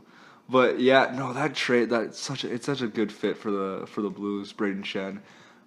They got a great. The Twitter account was Flintor. The Flintor? At the Flintor. At the Flintor. I posted some nice videos. Oh, they were fantastic. Lou Lamoriello coming out to make his pick with some music over it is great. And just the way he walks, like the boss that he is, the mob boss that he is. Oh, just amazing. But yeah, no, I agree with you. The Blues needed a centerman. They got Braden Shen, who's he's a good player. He's a good NHL player. 55 points last season, 25 goals.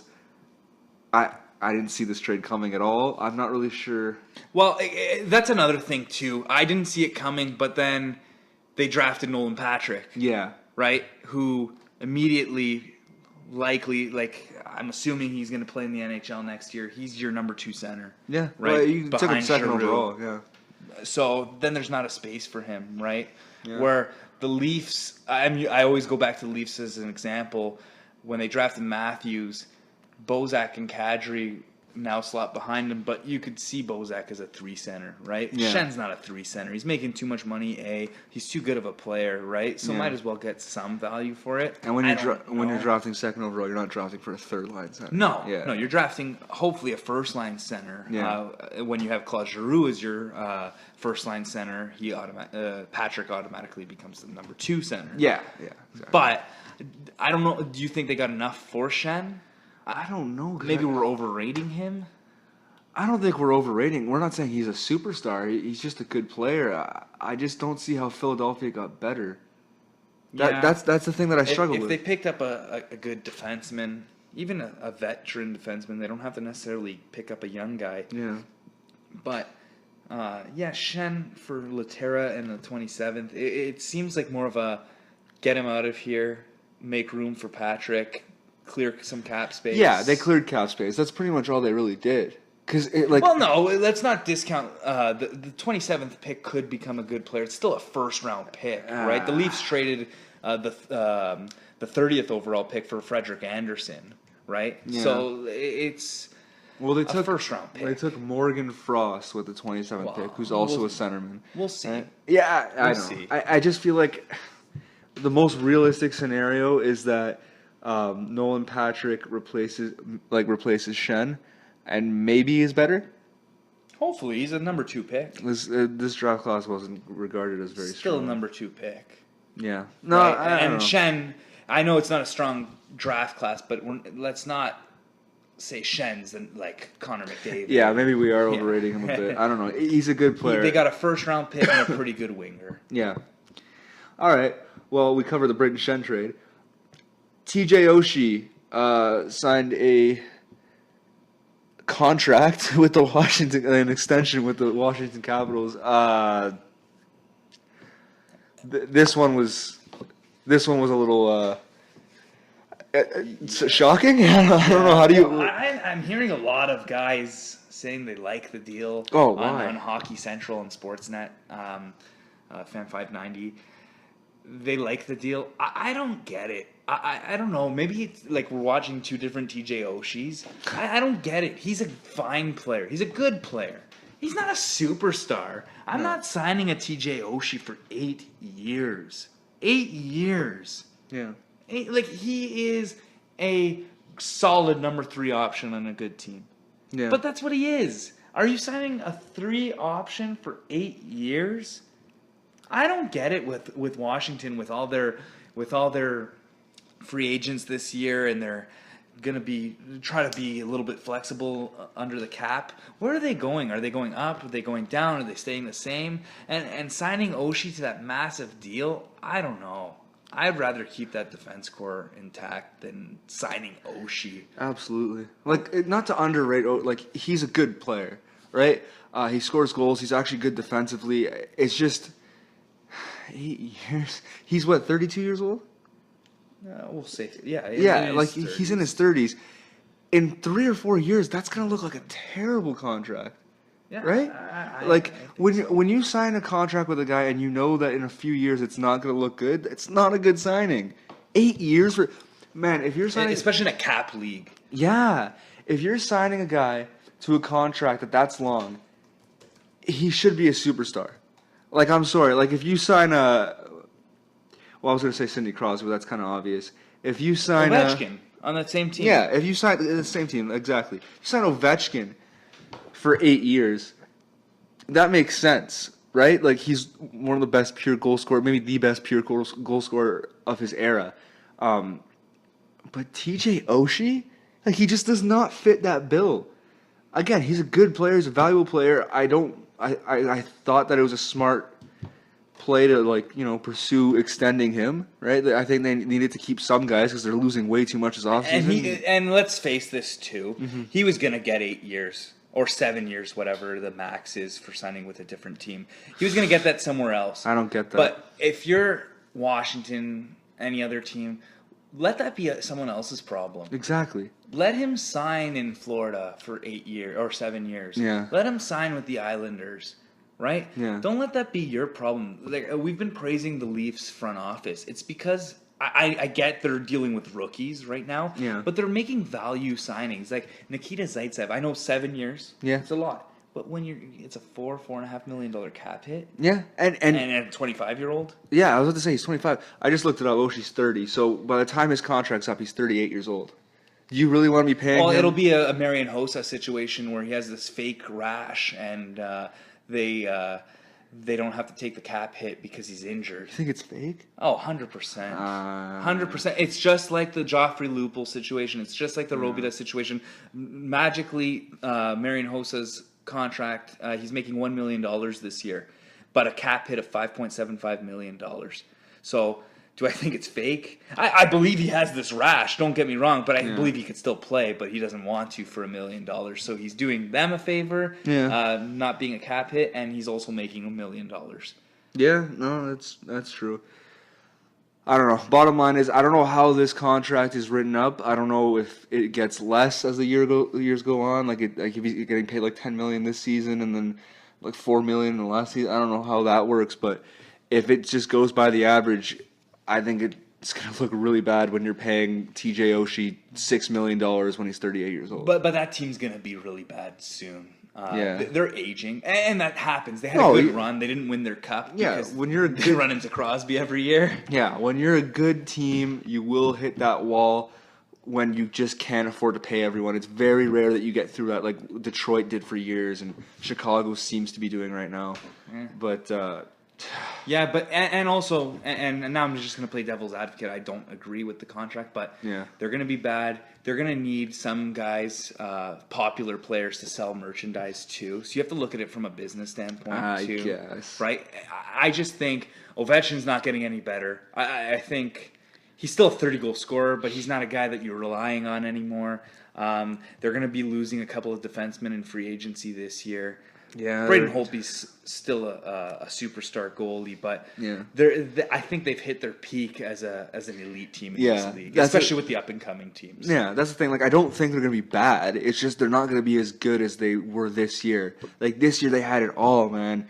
They had Ovechkin realistically at his prime, like maybe not. He's still great. Yeah, like he's a great goal scorer with Nicholas Backstrom, like this amazing centerman to play with. Not in the playoffs. Well, that's but but that defense core was their key. And I was about to say their defense was great, and then Holtby in net, right? But now they're losing a big chunk of their defense. Well, they already lost Nate Schmidt to Vegas. Yep, and hopefully the Leafs.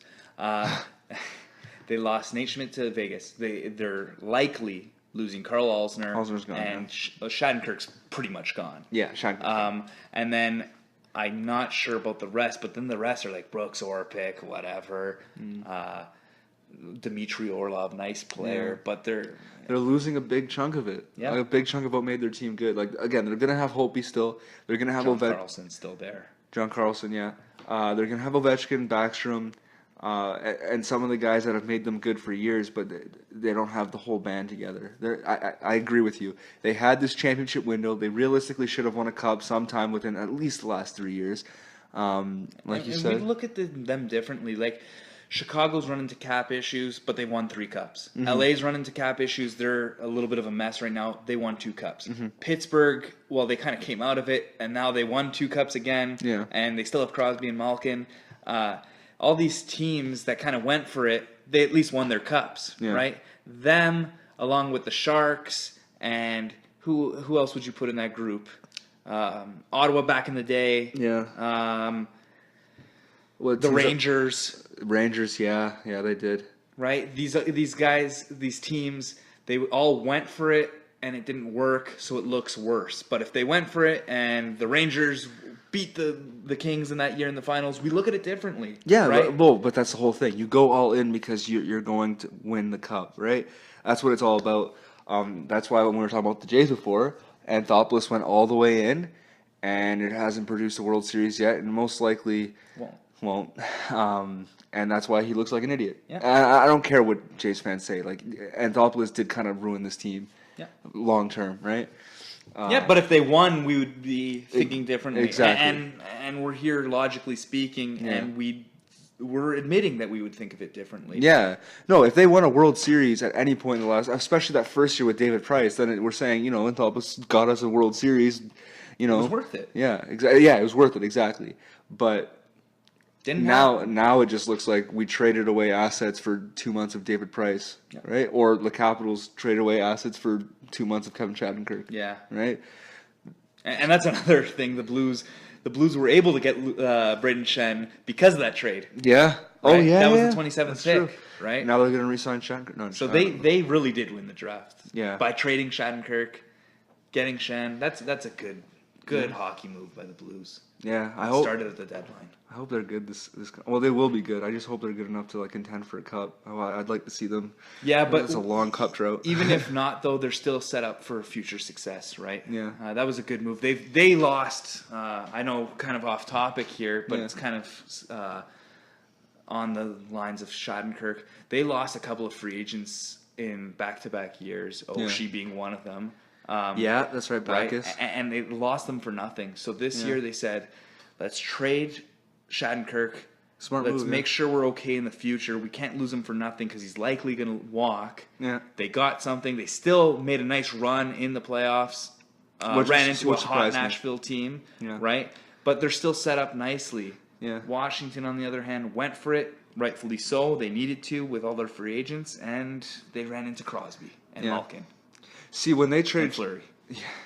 when they traded Shattenkirk, I really thought that was it for their season, and like that's why it surprised me that they made kind of a playoff run, ended up losing to the Predators. But yeah, I mean, you made a good point there. Where they lost Oshie, they lost David Backes, who was their captain, right? Like to free agency, they've lost some major pieces, and this year they weren't going to let that happen. And that's smart. Those are some smart hockey moves. Yeah. I don't know what more else to say about that. And they still have a great defenseman to build around Pietrangelo. Oh, he's so good. Yeah. They have good defense in general. Yeah, there's those teams in this league that they just tend to have good defensemen. You think of Anaheim, you think of Nashville, you think of St. Louis. Yep. Toronto.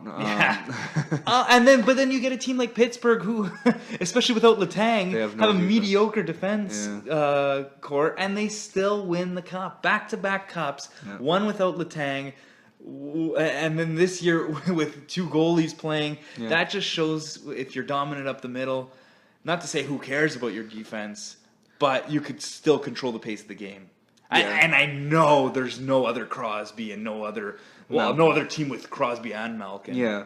Well, you just need to be really dominant somewhere, right? Like you need to have a good goalie, or you need to have a really the Predators got to the finals. They have a lot of great players, right? Their defense, right? The Penguins got there because of their great play at center. I mean, great. Like Crosby and Malkin. It doesn't get much You better. can only than that. shut down one line, and then the other line's gonna eat you. Exactly, and good play from their goalie. Like you just need to be.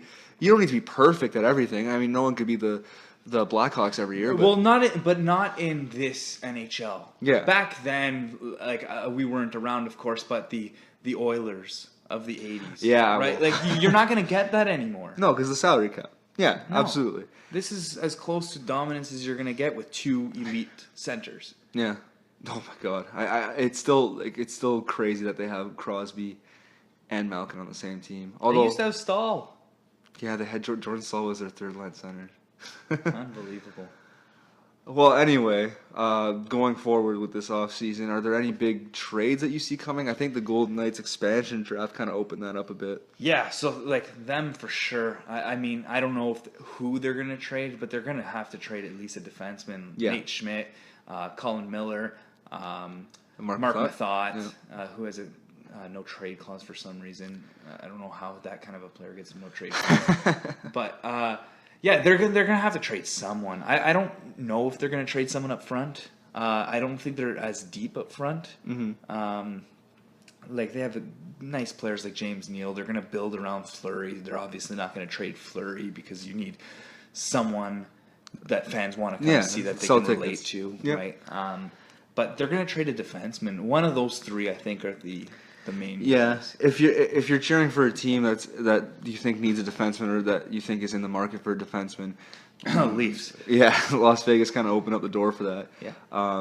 So yeah, I think if there's going to be a big trade, it's going to have to do with that. Any big ones that you see coming? I don't really. I mean, I would love LA to finally say we're getting rid of Doughty, but I don't, or that we need to rebuild, so let's trade Doughty and get a big haul for him with 2 years left. But I don't think that's going to happen. I wish. No. You never know. The trades have surprised us. I didn't see PK Subban getting traded for Shea Weber last year. That was the craziest hour.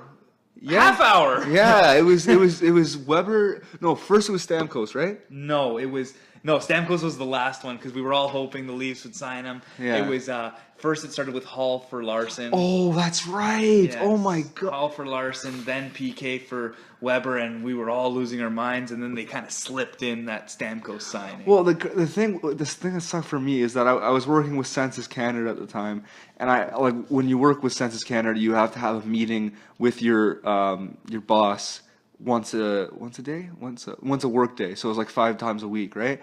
So I just happened to be having it only takes half an hour, right? I just happened to be with my boss, manager, whatever you want to call it, at the time. When I walked out of there, I look at my phone and I'm like, wait, Taylor Hall got traded to what? And then right then, Shea Weber and PK broke. I was like, I had to run home to talk to someone, even though I was supposed to be working. Like they both happened while I was in there with my manager, and then Stamkos signed at the same time, right?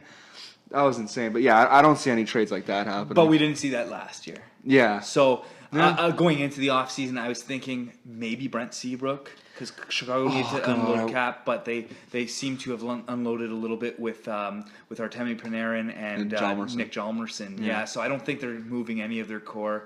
And they got $5 million off their cap hit with Hossa with this magic rash.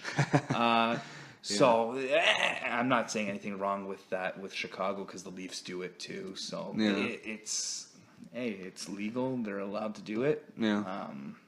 Whatever. I would die. I would die to have Seabrook in Toronto. Well, it just makes sense from a need perspective too. Yeah. I don't. Do you see any major guys moving? No, not really. Like the Rangers has traded Stepan. I don't think they're kind of half in, half out. Mm. I don't think they're going to be trading Nash or anyone like that. No. Unfortunately, I think we've seen the last of it. I would be shocked if there was a major trade, but I kind of wouldn't. It's weird. Yeah. I just don't see anyone. Well, again, after PK for Shea Weber last year, which is the most random, awesome trade I've ever seen, nothing would shock me anymore. I would just be, I guess, surprised if I saw any stars actually get traded. Yeah, so it's probably just going to be mid-range guys. Like Mark Mathot's, like good players, but they're not. Yeah, you'll see some good trades like that, just not like these blockbuster trades. Yeah. Free agency wise, where do you think the top guys are going to go? Like Kevin Shattenkirk, where's he going? Yeah, that team that I was talking about, that's half in, half out, the Rangers. I think it's a smart fit. He's from there. It's a good market. As an American star player, I think he would like to go to New York if New York's willing to and can afford to sign him. That's a big part of it. They cleared some space with Stepan and Antti Raanta doesn't make too much, but they cleared some space. I think that's a decent fit. They need some defensemen, especially after buying out Girardi too. Yeah. They have the need for it. I think it just makes sense to go to the Rangers. Yeah, that makes sense to me. Speaking of, he's gonna get overpaid though. Oh, he's not that kind of a defenseman. He's not a Shea Weber. No, you're not building your team. Yeah, he's not a Subban or a Weber. You're not building your team around Shattenkirk. But when guys like that make it to free agency, we've seen it before. Like, he's going to get a huge payday. Yeah, he's gonna get like 6 years, $3 billion, probably $3 billion. Where do you see him going? What, Shattenkirk? Shattenkirk. I think the Rangers is actually a really good idea. Yeah, I think that's a perfect fit. I don't know if they can afford him though. That's the only thing. Yeah. There's always ways. Yeah. There's always ways to clear space. These GMs are smart. They're good at what they do. How many times have we said, they don't have space, and then Chicago ends up going and getting someone, right? Yeah, Chicago. Yeah, those guys. Yeah. But speaking of Washington defensemen, what do you think about Carl Alsner? That guy can kind of end up anywhere. Yeah, right? and he's not your superstar. He's not going to make that Shattenkirk money. He's exactly, not going to get that long term. Well, he'll get term, but not 7-8 years. I see him getting a 4 to 5 year contract at about 5.5. Yeah. And where do I see him going? Here. I see the Leafs signing him as a need. You don't have to give up assets. It doesn't hurt your long-term future. But they need a defenseman. They really do, and I think that's a good fit. It fits under their cap. They're not spending crazy money, and I think he would be a good partner for a Jake Gardiner, especially if you envision Riley and Zaitsev playing together. Alsner Gardiner would be a good second pairing. And then you just worry about filling out the back end with, or the fifth and sixth guys with probably a Carrick, maybe one of those Swedish defensemen that they signed, or just a mid-range signing like a Matt Hunwick again, right? Yeah. It doesn't hurt to have a Matt Hunwick as your sixth defenseman.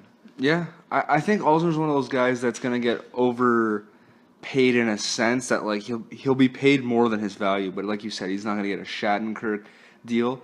He's semi-affordable, and he's like, a gritty kind of stay-at-home defenseman. So there's almost every team needs a guy like that. He can kind of end up anywhere, but he fits perfectly in Toronto because that's what they need. And they have the cap space. Yeah, exactly. Right. They have the cap space.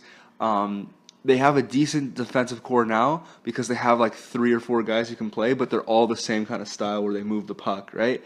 They need guys to balance that out. And the big difference between like this year and years past, where there's rumors this guy's signing with the Leafs, they actually have a chance to win now. Yeah. Why would a guy like Alzner sign with the Leafs for the same contract he could sign with a team that has a chance to win?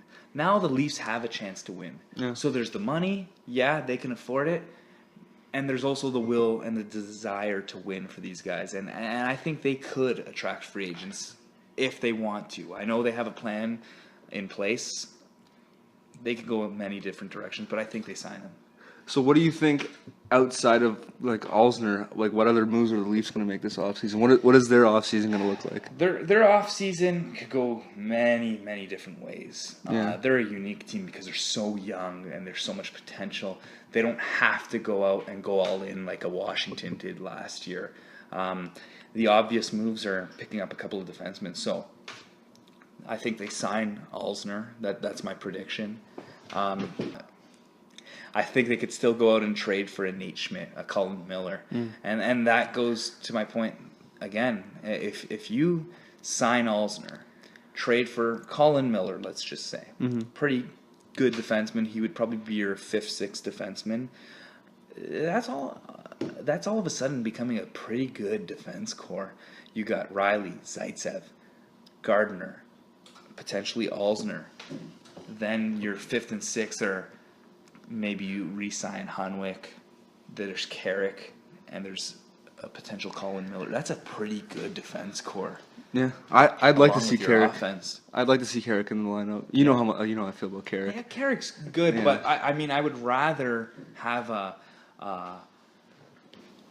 Colin Miller and Hunwick as the 5th, 6th defenseman, because you don't want too much going for it from the back end. You want some stability back there with Hunwick. Yeah. Carrick and Colin Miller just spells disaster. I just like how nasty Carrick is, though, man. I don't know. I have a soft spot for him. I want him on the third line defensively. Yeah, I think he could be a player. I see him being in and out of the press box this year. That's my opinion. I can see that. Yeah, I think for sure the Leafs are going to go for 2 defensemen, right? They're going to look for 2 guys to plug into that starting lineup.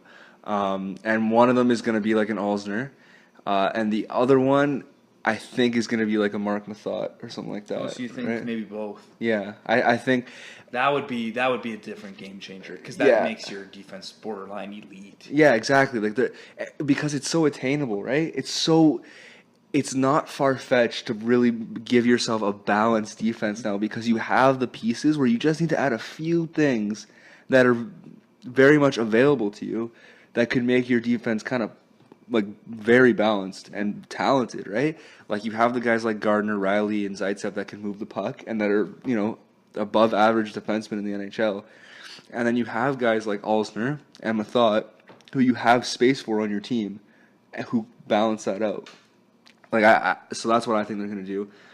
There's one thing that I found interesting that you brought up to me the other day, a potential scenario where the Leafs sign Joe Thornton. Yeah, so it's kind of far-fetched. I heard it on the radio. They were talking about it on the Fan. Joe Thornton to the Leafs. What would that mean? You're not signing Joe Thornton to bring him in as your number 4 center. That's not happening. He's not a number 4 center. He's still, even at his grizzled age of 36, 37, whatever he's 37, he is. yeah. Yeah, he's still a point producer. So a scenario which you sign Thornton is, well, you got 2 free agents next year that come to mind, Bozak and Van Riemsdyk. If you sign Thornton, you're likely trading Bozak as potentially a piece in a trade where you get a defenseman. So maybe you move Bozak to a Las Vegas, who probably needs centerman. They take Bozak, maybe a draft pick. I don't know what it would acquire or require, but you pick up a Nate Schmidt, a Mark Mathot, Colin Miller, whatever, in that trade. Yeah. You move Bozak, you get a defenseman, or you maybe another team. I'm just using Vegas as the obvious example. You get that defenseman, we're not talking a superstar defenseman. You might need to add in a draft pick there because Bozak's not worth that much. Yeah. But you trade Bozak, you get a defenseman, a positional need, and you sign a guy like Joe Thornton to plug in on your second or third line. He's only going to be a 2-year contract anyway, so it's not going to affect the rookie contracts of Matthews, Marner, and Nylander. I think it's a great fit. Imagine him playing with a guy like William Nylander with that shot, or even a JVR. That's a great fit. Yeah. No, it really is. Especially on the power play. That would be Sex on Ice 2.0, man. That you got like Joe Thornton, Mitch Marner, William Nylander, Austin Matthews, and then you throw either Gardner or Riley or whatever. I think that would be one of the most deadly power plays in the NHL if you put that together. And when you first brought it up to me, I thought it was pretty unrealistic. There's no reason to sign a 38-year-old. But like you said, Bozak isn't long for this team anyway, right? He's only got another year left on his contract, and they're probably not going to re-sign him. So they can't. Yeah. They can't realistically re-sign him. I like Bozak, but you're not going to go long-term with him because you got to sign your other more important players. Why not bring in older, good players that are ring chasing? Imagine saying that. They're ring chasing coming to the Leafs. yeah, I know that is still something I'm getting used to, but it's actually a reality now. Is that people want to come to Toronto because they want to win, and Toronto's gonna win. In theory, I mean, this could all go south after one good rookie year, but we're thinking they're going to be good. Yeah. So I don't know. I think it's actually really interesting. I would not be opposed to it at all.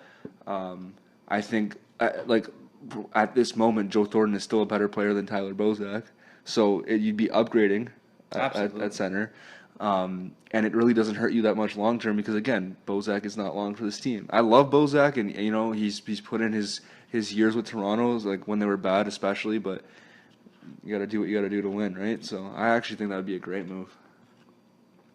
All right, so we'll be back in a moment to talk about Bellator last night, and what went down there.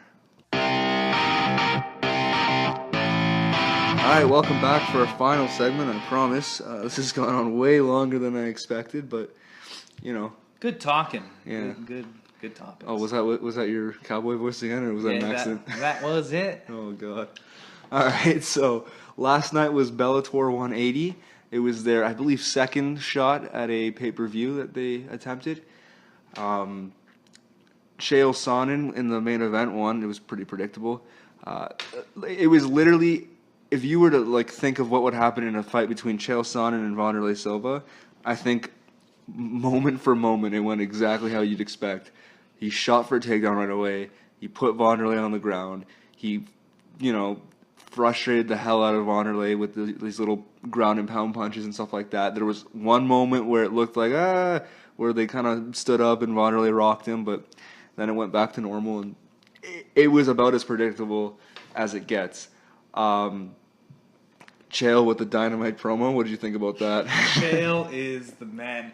He missed his calling in the WWE. Yeah. I think it's too late in his career, but he just gets you to want to view it.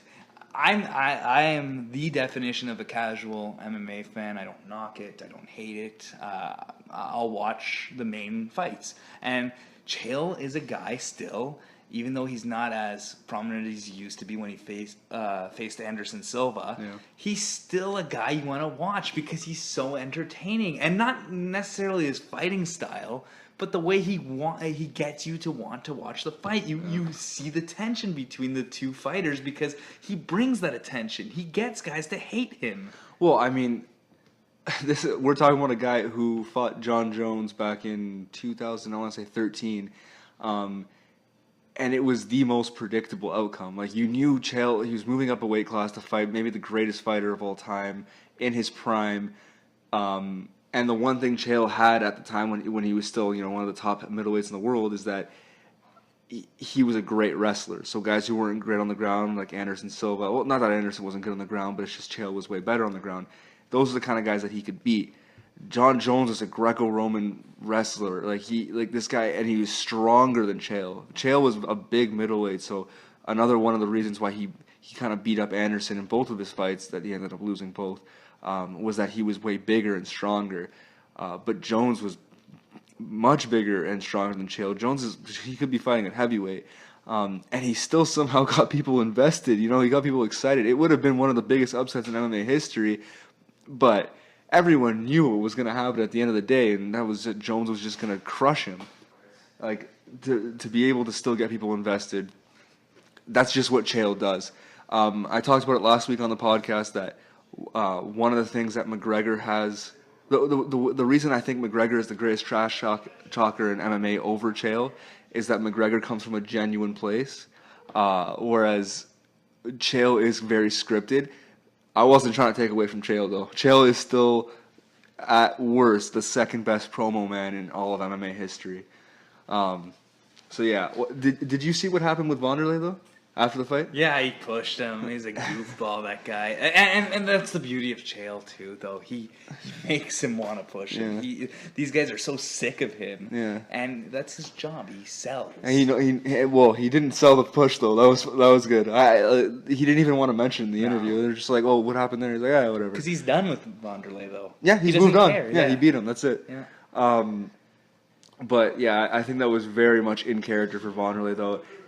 As much as people want to kind of change, people have this thing with Wanderlei. He was one of the first true stars in Pride, so people think about him in a certain way. But at the end of the day, he's always kind of been that guy, right? Like, he's got a weird temper.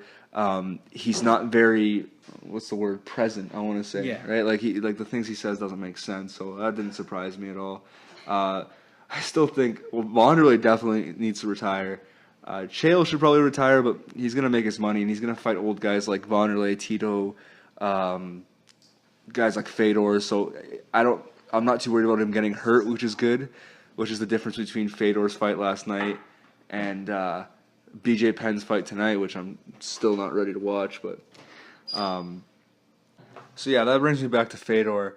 It's a sad thing in MMA that's happening. Well, that's been happening. I wrote about it a few days ago. This is the one sport. It always sucks to see a guy play past their prime in basketball, football, hockey, all those sports.